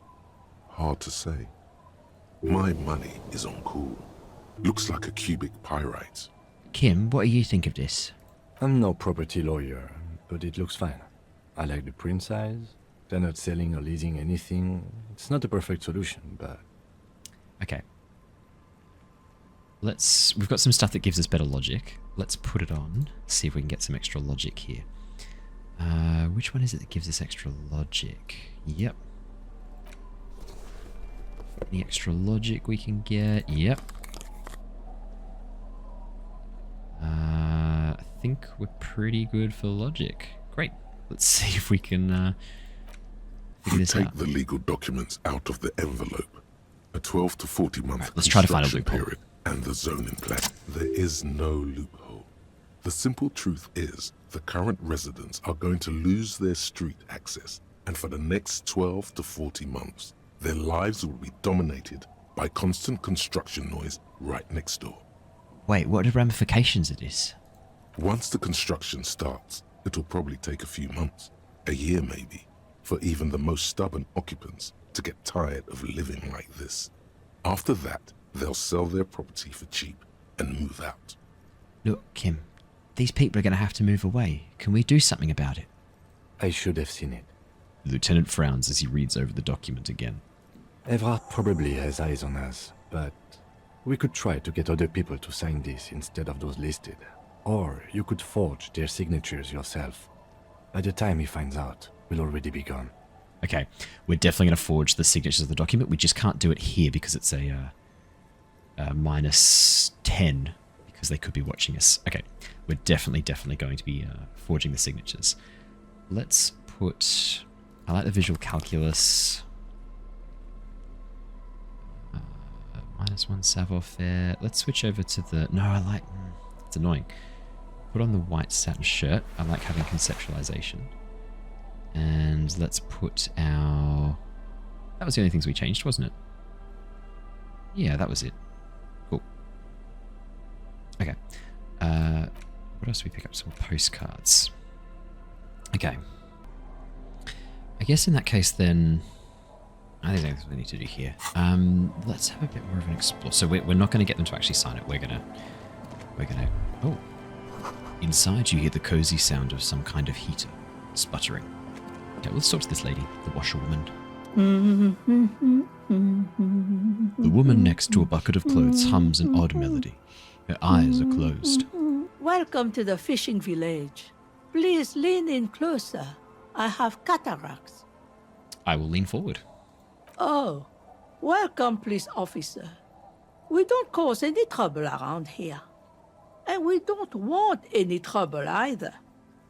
We are not here to cause any trouble, madame. Trouble? Say the second thing, Bratan. Shows you got style. We're cops, we're hellraisers. Click, click, bang, bang. What he said, we're cops. We don't cause trouble, we take care of trouble. Oh, of course. Last time we saw you around here was 12 years ago. You also came to take care of trouble then. Wish you did. But still, in Martinez, you're considered an ill omen. Wait, I've been here before. No, not you personally. I meant the RCM. Some of the men got into a fight. One of them killed another. Locked himself in that woodshed over there. Oh. He was brooding, needed some help opening the door. You got it open for him and took him to think about what he'd done in a more secluded place, somewhere more quiet. She says it as if he was on some kind of spiritual retreat. What kind of ill omen are we talking about? Oh, the usual. Dark tidings. Black hound. That's you, all right. A black hound licking your own heels. I am an ill omen, all right. You're not. No one around here considers us an ill omen. People would have told us. Maybe they are afraid. Why? Because you're an ill omen. But you're still welcome here. As long as men with guns aren't chasing you. And maybe even then. Because that's the kind of fishing village we've built. I'm sorry there's not a lot of room to park the motor carriage. And not a lot of houses. Or a lot of people. My kids are long gone. Searching for treasure. So are others. Ah, look at me ramble on. What brings you to us? Where could someone stay around here? Stay? Most people here are trying to leave. That said, if lodgings is what you're looking for, I've got a free room in the shack. Her soapy thumb points to the building behind her. How much is it? I won't charge you for it. Take it as a gesture of goodwill from the village to the RCM. Wait, hold on. You're just giving it to me. No one is using it, and God knows it's not much anyway. You can stay there. Okay, I'll take it. Get the keys to your new home. Don't make an old woman regret opening her house to the police. A key appears from under her apron. She hands it to you. Well, if you are not in the hostel in the morning, I'll know where to find you. Here, in a shack. He's a little relieved you're no longer in that room. Huh. Should he? This environment encourages one thing, and one thing only. Drinking. Good on you, Volition. Good identifying. Finally, you have those lamos of Martinez off your back, Bratan. This looks like a great place to bring chicks. What is in this fishing village? Just us. It's barely a village anymore. We almost don't exist. What do you mean? This is pretty much a non-place. A gap. A blank spot on the map. Just a cluster of nameless shacks on a nameless street. The place is so pornographically poor, it's not even funny. I'm not going to say that. There's got to be something here. Tell me. Over there, you can find more of the same. Shacks and trees growing wild. That's the Pox. The Pox? What's that? An old military hospital and its surroundings. Or it used to be, during the time of the suzerain. We're definitely going to go check that out. After the war, it was turned into a goodwill hospital for shell-shock veterans and folks looking for some quiet in the old sanatorium gardens. Now the area is crisscrossed with nameless streets and makeshift cinderblock houses. Shacks as far as the eye can see. What happened to the hospital? The goodwill ran out. The staff left and the place was shut down. It's long gone by now. Who else lives in this village? Well, there's Lillian and her kids. A few new folks live in the house to the east. but they're away right now. And then there's the drunks. Not a pretty sight, but there's little we can do about it. Home is home, even for them. I met Lillian already. Lillian is tough. Tougher than the men here, at least. If it wasn't for her and the kids, this place wouldn't have a spark of life left. I ain't seen any drunks yet, though. Sooner or later, you'll see for yourself. Don't have to look long to find these guys. This place is pornographically poor. The lack of wealth is the one thing we've got in abundance. It's a cold, cynical smile. Riddles. Fits with the general ambiance here. Aye. Sometimes it's as though I'm also gotten lost inside this nameless nothing. I'm lost too. Oh, it seems to be a common theme these days.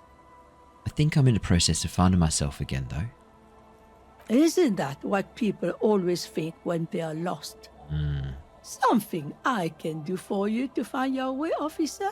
Is there a way to make a little money round here? Here? For you? No, officer. The only money we have here is some coins the drunks tried hiding from their women and then forgot about. Alright, there's another topic I'd like to address. She nods, rinsing another piece of cloth. What's further down the coast? Not much. There's the abandoned church, the DeLorean Church of Humanity. It's been there since before my time, even. We need to go check that out. Why is it abandoned? Some things just don't fly, officer. Look around. Who'd go to church here? They built it 300 years ago. Must have been nicer then. So, they don't hold services there anymore? The Ecclesiastes? No, we've tried, but things just keep happening. Crime, accidents, other things. The place never stays open. It's a pity. It used to be such a nice church. Sounds a bit like the doomed commercial area. She's not telling you all she knows. Keep her talking. I get the feeling you're leaving stuff out. What else is going on? Well, there's that music. Music from across the sea. It started a few days ago, and now it's blasting even through the night. Okay, that's interesting. And now, suspicious-looking people are sneaking around the church. I don't like that. Perhaps the mysterious music is somehow connected to the case. A Rusalka or a half-demonic Apsara singing. What else is down on the coast? Before you get to the church, there's some ruins, an apartment complex, or some kind of electrical plant. Run-down bunch of houses, empty. Which is it, an apartments or electrical plant? I don't know exactly. A pre-war place. It used to be something. Before the war. I wasn't here then, you know. Was born in Samara. Anything else to note? Of note? The old fish market up on the boardwalk. But it's closed. Who'd want to come to a fish market here? No one. That's why it's closed. Okay, fair enough. It was once a bustling place, back when I was young, and so was everyone else. Now, what catch we do bring in goes straight into a lorry for the Delta or somewhere else. That's it? There's got to be more along the coast. What? You're one of those real estate people with big plans? If you want a development opportunity, you can check out the abandoned building over at Land's End.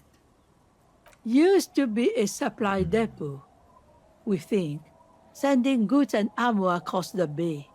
It's jammed shut though.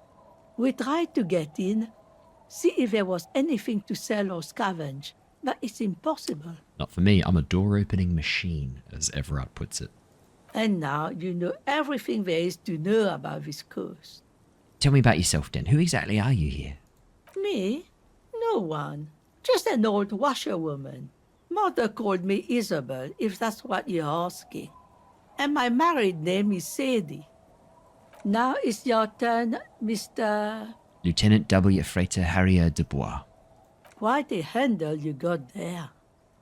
So many titles. One of them double. She's got a couple of ranks herself. Honored chief and so on. We're not handing the envelope. All right, let's head off. Ooh, electrochemistry? Tremble. The time is now. Ta'ola. What time? Time for the show. For Ta'ola. The hallowed time of fear and disintegration. A countdown has begun. All will collapse on itself. The world will disappear into a single grain of blackness. All sound will be muted. All life will scream. Ta'oya? What's that? Ulogu Theodos. Xeno Zausin. Ipoli Osithien. Echondes Fronisin.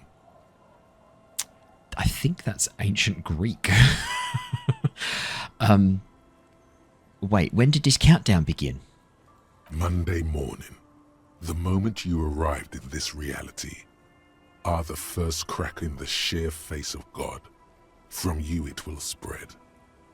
This is because of the insane world-ending stuff I've been saying, isn't it?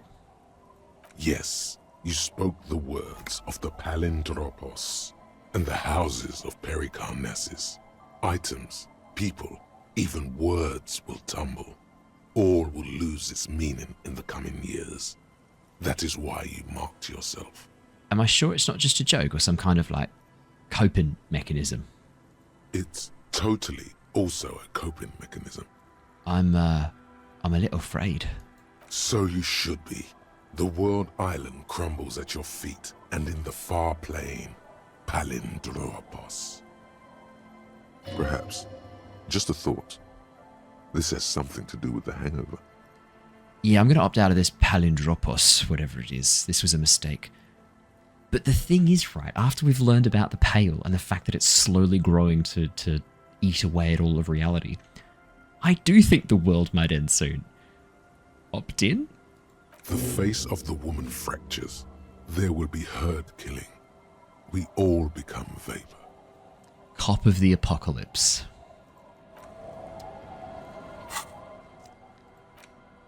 -1 rhetoric, rambling madman.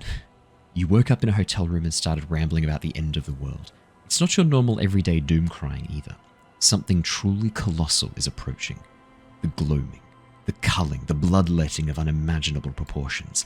Until now you've been pleasantly vague about the precise nature of this cataclysm. No more. Put the bloodletting on the burner and really figure out what's threatening the fragile physical reality you just found yourself in.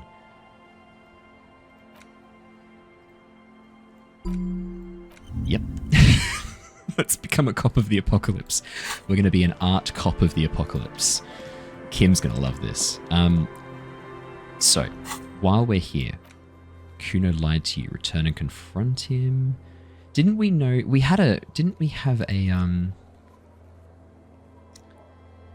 Yeah, we had a lead. Ask the little girl in the fishing village down the coast who knows something about the Armoured Gloves. I was going to say, I remembered something about the fishing village. So let's talk to these guys. The scruffy-haired little boy kicks a stone. He can't be more than 5 years old. The other one looks indistinguishable from him. He watches his brother kick the stone with his tongue lolling out of his mouth. Lillian's twin, Lillian's other twin. Imaginably named. You must be Lillian's twins. This one doesn't say anything, kicking the concrete with his worn-out sneaker. Lily's our mum. I already said that. The stone kicker laughs suddenly. His head is too large for his shoulders. These kids are only 5. I don't think I'm going to get very far with this. The other one laughs as well. Maybe there's some kind of reason why they're laughing. An interesting reason, somehow tied to the case. What are you laughing about? The boy stops laughing and looks at his toes. You guys look identical. The stone-kicking one becomes frantic all of a sudden, as if that's something to be scared of. The obvious fact that you just stated. He looks just like me. Yeah, I said that. The boy doesn't answer. His brother throws another rock. Both of their hair is covered in some kind of dirt. The rock kicker was just being shy. But now he's enthusiastic again. You're bad with kids. And what are you, Kid Master General? Maybe I am. Now, how about some actual police work? We are not getting anything here. Okay, let's leave those kids then. Let's try in here. Ooh. Ruffed grouse taxidermy. Steal that. Industrial coal pellets burned with an orange glow. Hello, mister. A young girl, barely 4 or 5 years old, sits on the sofa. She's looking at you with frank curiosity. She clutches a small stuffed animal. Occasionally, she twirls it around. I heard there was a girl here who has armoured gloves. That you? Oh, I had gloves. Very big ones. Heavy, too. Where did you get these gloves? Found them when Lemmy and I were playing hide and seek. In an empty house. Where no one lives. I think someone hid them there. She doesn't want you to think she stole them. And, where are these gloves now? I hid them. The twins were going to take them. They're stupid. She lifts her stuffed toy up and looks into its one remaining eye, as though searching for confirmation. We are going to need those gloves. It's for important police business. Oh. She doesn't seem to understand, but the lieutenant's tone has conveyed to her the important part. They're in my sandcastle. Behind our house. Under the sand. You can break the castle. It's not very good. Are you Lillian's daughter? Yes, I am. Little Lily. You know my mom? Yeah, we met earlier. That's nice. My mom is great. She's never angry or anything. And the twins outside, they're your brothers? Yes. They don't want to play with me. They're older and play outside. They look the same. Sometimes I can't tell them apart. They look identical, right? I said the same thing. They look identical. What's this? Show her the stuffed bird you took from the ceiling. It's a grouse. You might be able to get on Gart's good side if you replace the broken skewer you almost certainly broke. Can I have it? I know someone who really likes stuffed birds. Sure. I mean, you already took it. I don't like it anyway. It looks angry. I did already take it, actually. That's a good point. What's that thing you're holding? It's Lammy. He's my friend. Sort of. Like... Lambie is a stuffed lamb that, admittedly, has seen better days. One of the eye buttons is missing, and the fur is tattered in several parts. Lambie looks soft. Yes. Very soft. Suddenly, she pushes the stuffed animal toward your face. I'll press my cheek against Lammy. Isn't he soft? She's right. Lammy is very soft. She rubs the white fur up against your cheek, then returns the lamb into her lap, cuddling it. Little Lily is lovely. Goodbye. Bye! I feel bad about just walking into her house and stealing the grouse. Alright, sandcastle. Looks like that's it down there. Weather has not been kind to Lily's little sandcastle. The once mighty towers are quickly eroding away. You can see something shining back to you from what must have been a vast underground catacomb network. Broken. The little castle? The reigning lord must have come upon some really tough times to let it sleep in such decrepitude. Reach into the catacombs and pull out the shiny object. The walls and floors give way to the giant's greed, collapse and present you with a pair of ceramic gauntlets. Congratulations. That's the gauntlets down then. We're doing good on the armor collection front. So, what do the gauntlets get us? +2 interfacing. We are now wearing these for the rest of the game. That's fantastic. +1 perception. +1 composure. I'm wondering if maybe we do switch across to the... Yeah, I might actually do that. What is our composure? 4. It's pretty good. As you fold your fingers into a fist, Ooh. you realize you could knock anyone out with one punch. The white ceramic gloves wrap around your digits comfortably. Your movements cause tiny little clicks, like dice rolling somewhere far away, as the plates reorient to your motions. I'm going to be responsible with this. This is just to protect me from harm, not to show off. The hardened vitreous enamel, at once sleek and light, adds a glow to your cheeks and a spring to your step. Just imagine what a full suit of this stuff could do for you. You really do feel more confident. Invulnerability does that. Even partial invulnerability. This is the long sought after enemy technology. I can't just enjoy it, I must study it. Yes, you should analyze the armor. Figure out its vulnerabilities. Remember, this is a highly specialized kinetic redistributor meant to stop bullets. Wear it. Observe its properties. See if there's a weakness in the design. So we've got a thought for that. Fairweather T500. It really hurts to punch this armor. A sword wouldn't even leave a scratch. A bullet would bounce right off. Still, there must be some flaw in it that would allow you to stand your ground against this dangerous enemy technology. You just have to figure out what it is. Possibly by beating yourself while wearing it? Shooting yourself. Let's see. Okay, I'm not going to internalize that yet. I've only got three thoughts left. Are there any other thoughts we could get rid of that we don't really need?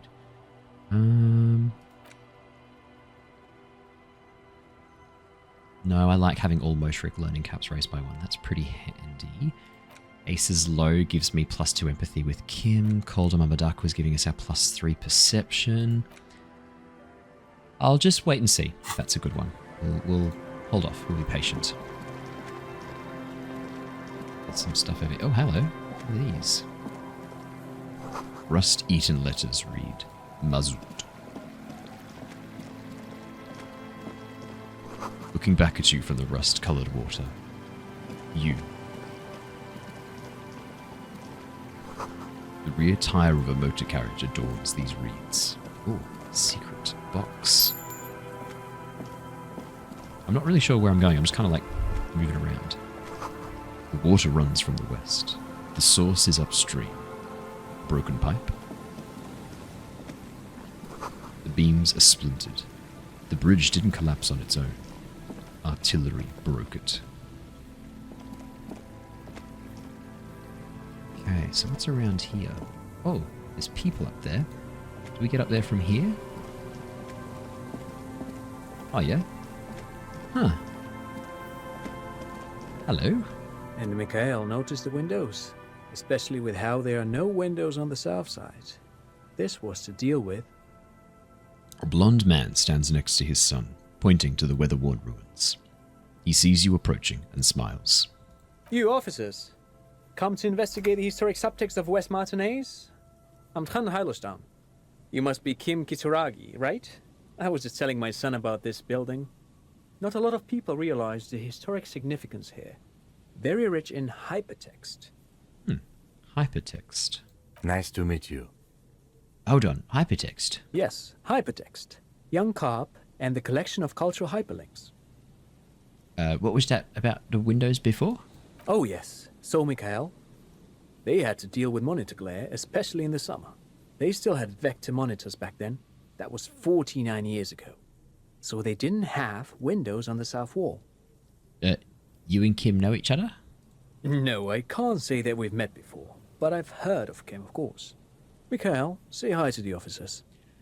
He rests his hand on the boy's shoulder. The child stays hidden behind the hem of his father's coat, clutching to his worm-themed colouring book. Mikhail's a little tired today. We spent all night trying to run Orbis on his radio computer. Have you heard of it? It's a programming language used in Grad. Quite tricky, but he wanted to play this Grad-made adventure program. We've been getting really into worms lately. I like dragons too. The man speaks in the artificial cadence of a professor, or someone who's been on too many radio shows. But I assume you're not here for giant worms when there are so many real things to see. Just as I was telling Mikhail before, this is where the Coalition landed in 08. We could be standing on what is the most interesting landmark in Revachol West. Huh. This man is your half-brother. You feel it. But Why? He's a cop. What's so fascinating about an empty old building? That's what it said about Kim. As soon as we saw Kim, Esprit de Corps said, this man is your half-brother. What's so fascinating about an empty building, Trent? Aha! But it's not just any empty old building. He raises his hand to his eyes to shield himself from the freezing snow. All four of you turn to admire the mural before you. What not a lot of people know is, this used to be the R&D department of Felt Electrical. And Felt, which now sells ink cartridges mostly, was once a top dog in the turn-of-the-century cybernetics boom. Cybernetics? Hold on. What's R&D? Damn it. Look at the building looming over you. It looks old and weathered, with seagulls picking apart its stone and metal carcass. Bushy undergrowth has taken hold of the collapsed rooftop. Some kind of bird has set up a nest on a broken windowsill. What's an R&D department? Apologies, it's an acronym for research and development. They don't use it anymore. You're probably more familiar with RTD, research and technological development. I prefer that. Mea culpa. You are not familiar with that one either. This man is a bookhead. I don't think I've ever heard of this Feld Electrical, Trent. That's not surprising. Only a vestigial ink cartridge and ferrotape manufacturer remains. They started out as a midway electronics outfit in Königstein 2 centuries ago. After an aggressive move to Revachol, Feld became a global player in the emerging personal electronics market of the pre-revolutionary era. Still, Tricentennial was beating them in business machines. But Feld had an ace up their sleeve, or should I say they were developing an ace up their sleeve. I'm mixing my metaphors here. What was that ace, Trent? It was here in Martinez, possibly in this very building, that they developed prototypes for a tape computer. A tape computer? An elegant folding mechanism of rollers and ferrotape ribbons, portable enough to be a take-it-home solution. Revolutionizing business machines, possibly even bring them to the average consumer. Which is a feat of engineering even today's giants, Rehm, ICN and ZAM, haven't achieved yet. He assumes something like a combat stance, facing the wind. What happened? Indeed. What? The revolution! Look at the little boy. Does he have red eyes? Unfortunately, their moonshot project never made it to the market. Feld's move to Revachol backfired. The revolutionary government liquefied their assets and expropriated those very advanced prototypes. Possibly from this very building, or one of the adjacent ruins. All of this was built by Feld, even the Boardwalk. Wild Pines built Martinez proper as a resort for their middle management. Feld built this side of town for R&D. You're saying that Feld Electrical built this boardwalk? Yes, they even built a pleasure wheel, but that got destroyed in the war. Pleasure wheel? A pleasure wheel? The lieutenant looks wistfully at the horizon, as if picturing gondolas rising to the sky. Pleasure wheel, gondolas. Ferris wheel? Perhaps reminded of a childhood memory. It's clear he would prefer there were a big wheel lighting up the coast. Yes, to lure in their star engineers. This part of Martinez was nothing but reeds before Feld arrived. They had to make the prospect of living here attractive. It was supposed to become a global center for innovation in cybernetics. But history had other plans. What happened to the engineers, the company people? Oh, I'm afraid it didn't end well for the boys. But this story is a bit too dark for little Mikhail here. Now, if you were to ask about tape computers... Love to. What did the revolutionaries do with those advanced tape computers? They used them for military communications, but also to write and send out press releases. The most notorious example being Le Décret de Mars. Sorry, what was that? What's the Mars Decree? I mean the radio transmission sent out to news agencies and world governments by the newly created Commune of Revachol on the 7th of March in the year 02.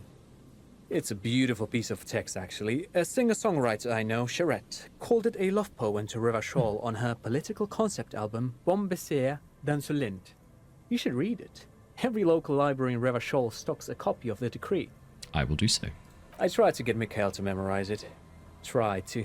Someone was much too interested in worms to be paying any attention. I get it, man. Dragons are sick. The kid takes a peek at the green and silver worm on the cover of the book.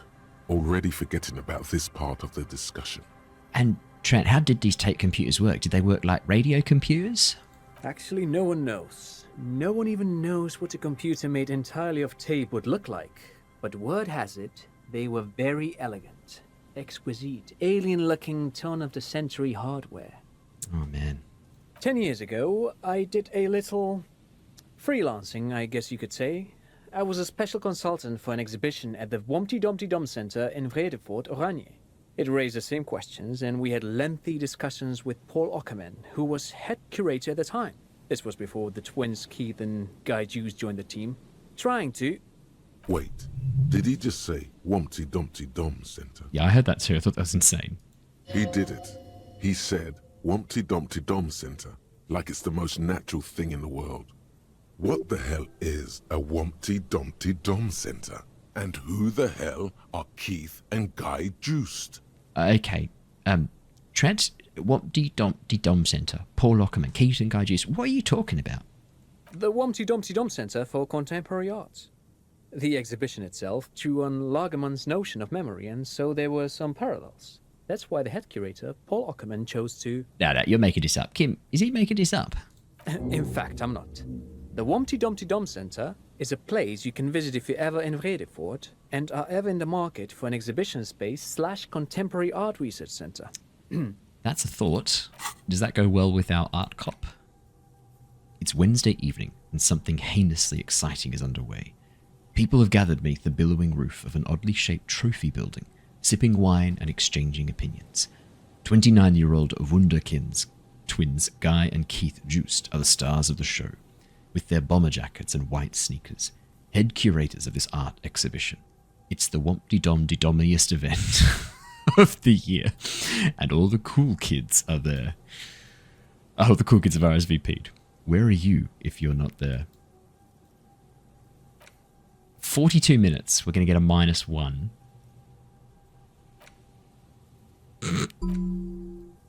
I've got to do it for the meme. But perhaps I should return to the tape computers. As I was saying, the device itself was very elegant, fragile even. One could write directly on the tape using a special chemical solution. The machine would then analyze the handwriting, perform operations, and project output onto a white screen. It was a beautiful, delicate thing. Made of black film and folding tape structures. Cool. Very, very cool. Though I understand the socio-economic causes of the revolution, it pains me to imagine the revolutionaries setting fire to this precious device. But so they did. The felt playback experiment vanished into the fires of 07. Wait, the Feld playback experiment, that's what it was called? Yes, the official name of the prototype. Some sources report it as the Feld playback experience, but those are incorrect. Why did the revolutionaries destroy it? Who knows? Maybe it was an accident, or maybe they didn't want the technology to end up in the wrong hands. Either way, they're all gone now. All 3 versions of the prototype. Nothing but debris and ashes remain inside that building. He takes a step back. The boardwalk creaks mournfully in the wind. I wanted to ask about something else. But of course. What else? I'm not going to ask him for money. Great, thank you for all the interesting information. No, thanks to you for having me and little Mikael here to pick your brain. A very interesting conversation indeed. Let's have a look at this then. You see, a once bright mural towering above you. The signage has peeled off over the years, but you can still make out Feld Electrical R&D. A slogan used to intertwine with the loops a long time ago. Now, only a shadow of peeled letters remains. It says, tomorrow is just a whisper away. Tomorrow is just a whisper away. Looks like tomorrow never came. That's so sad. Some money. Another power box. Charges nothing now. It's empty. Fence blocks the path. No way forward from here. Some nosafed.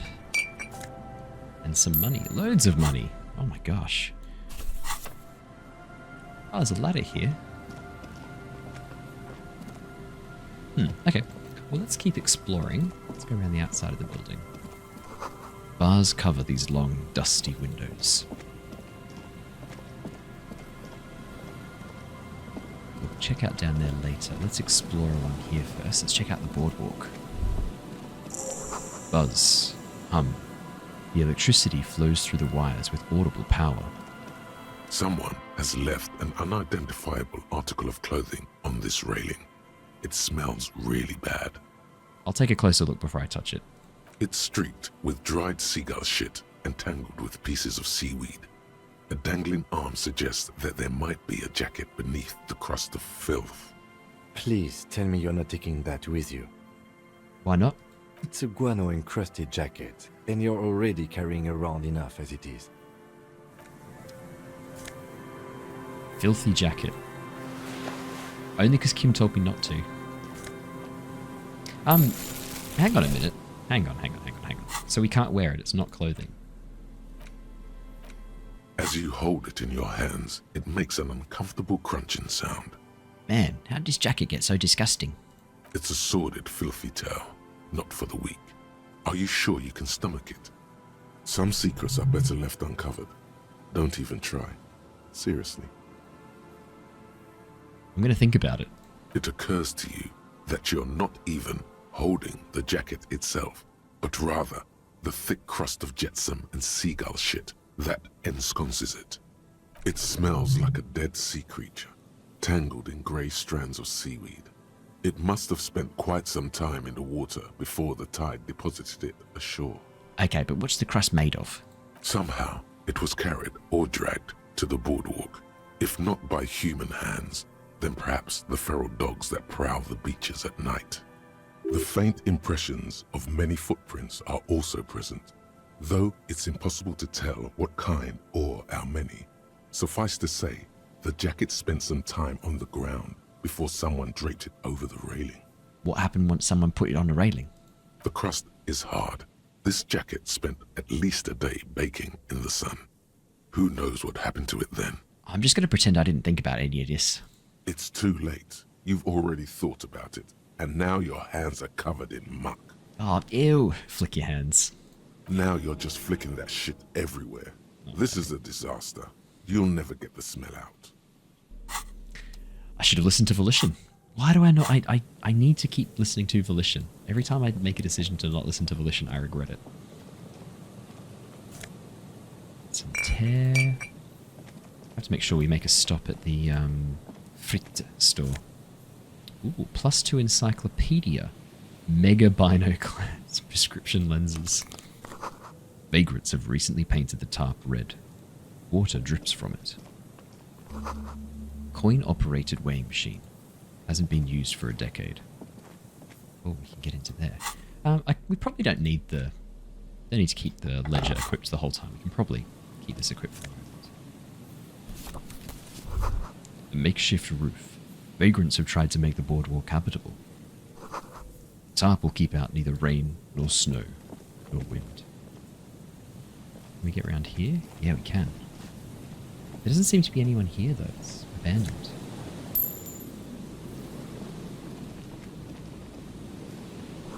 A big wine canister. It's open and empty. The smell. It's awful and familiar.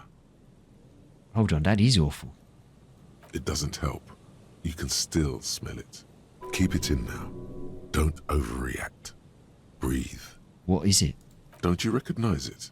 That hideous pungency. That faintly cloying sweetness. Only death smells like that. Hold up, Lieutenant. Something's not right here. The lieutenant has already brought a handkerchief to his nose. Oh, I see it.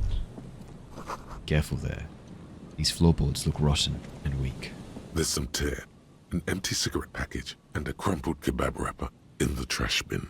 I'll examine the tear. 2 empty bottles of Tallulah vodka and a can of black potent porter is all you find. No, there's more in there. Livis strawberry liquor, plus some Pilsner bottles too. Better not pick them up. They seem unhygienic. A tragedy. The lieutenant looks in the can, eyes watering from the smell. He shakes his head with genuine sadness. Alright, let me chuck my...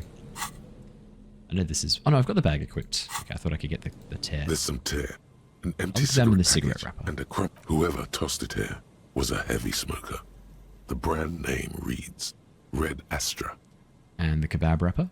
You see traces of mayonnaise and ketchup on it, as well as a tomato wedge.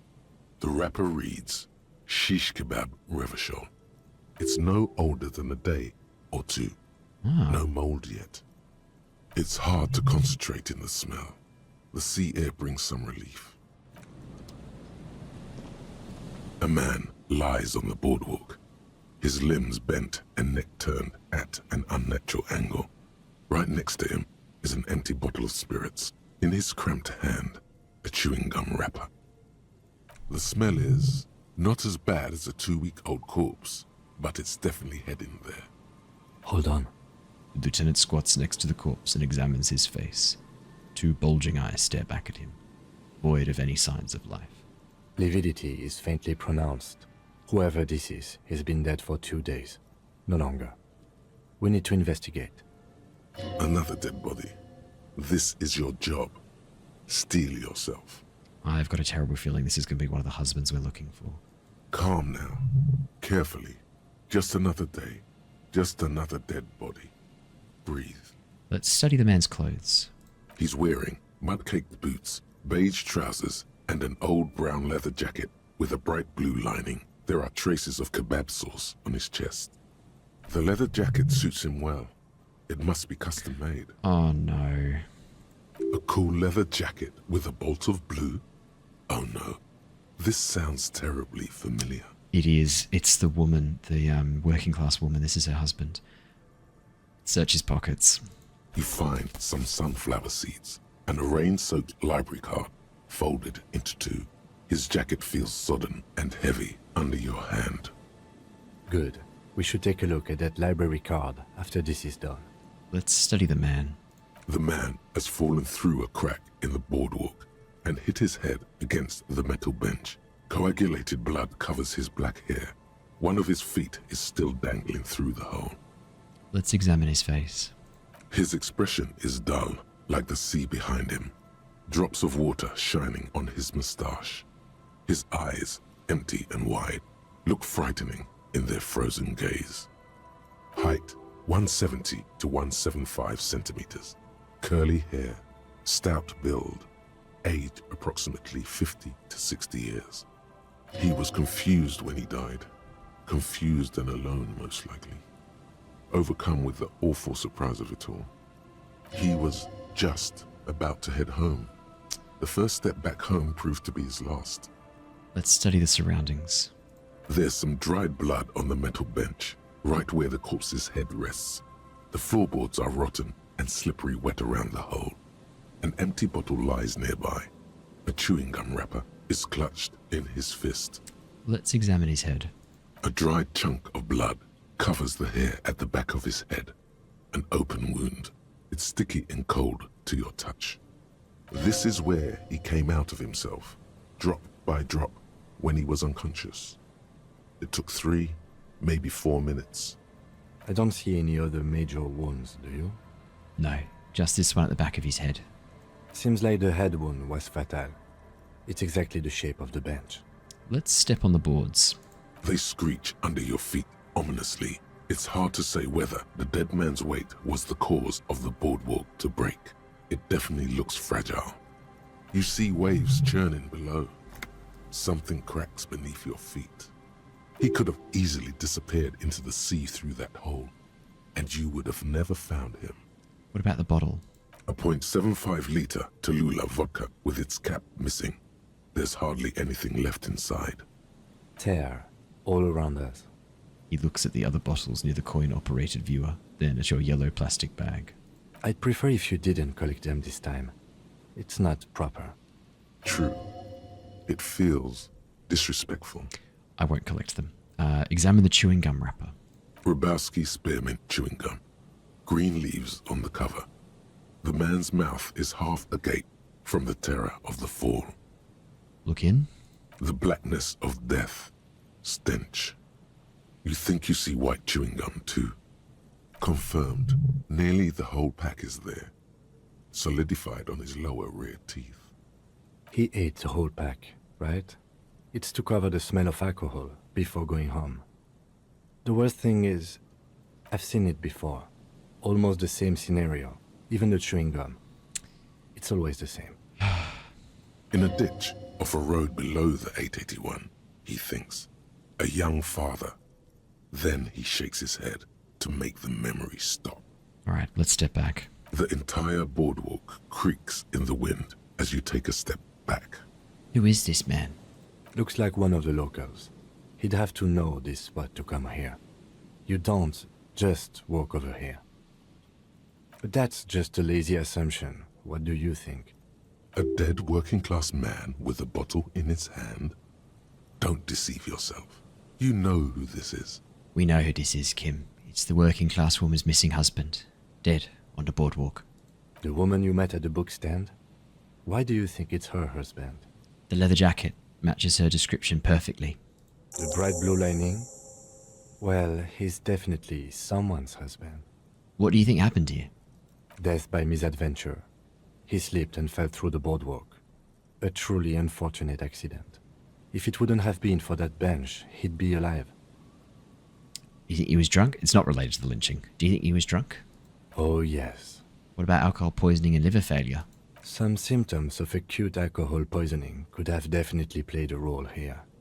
Severe confusion, respiratory depression, unpredictable behavior. But I think that death arrived through head trauma, not liver failure. Someone should be held responsible for this broken boardwalk. It's dangerous, Kim. They'll seal this place off after the news reaches the coalition officials. I doubt that they have enough resources to actually repair the boardwalk. Not that sealing it off would keep anyone away. All it does is keep the city council's hands clean. What about the kebab? What about it? The deceased ate some kebab. It's probably from a nearby place, maybe in the box. Could it be related to the lynching? No, I don't see anything that points in that direction. For now, let's treat this case as a simple, albeit sad, accident, unrelated to the murder case. Right. It does seem to be a pretty straightforward misadventure, although there's still a question of identifying the body. What should we do with him, Kim? From where I stand, I can see two options. We either take the case and follow the leads to identify the body on our own, or we report back to the station and leave this for our colleagues to handle. We found him. We should finish this. Alright, we should first examine the library card you found. Then we can call the station from my kinema. Let them know we are taking the case. Let's see what is out over here. This coin-operated viewer has been out of order for years. Stop messing with the coin viewer and hold on to something. The wind is so strong. Ah, that's really sad. That woman, we talked her into believing that her husband was missing, and then we actually were right. I don't think there's anything down this way though, is there? No. Well, I think that might be a good place to wrap up for today. Rather a somber note to end on, but we'll take on that case, and I'll see you guys next time. Until then, stay safe, stay well. See you again soon.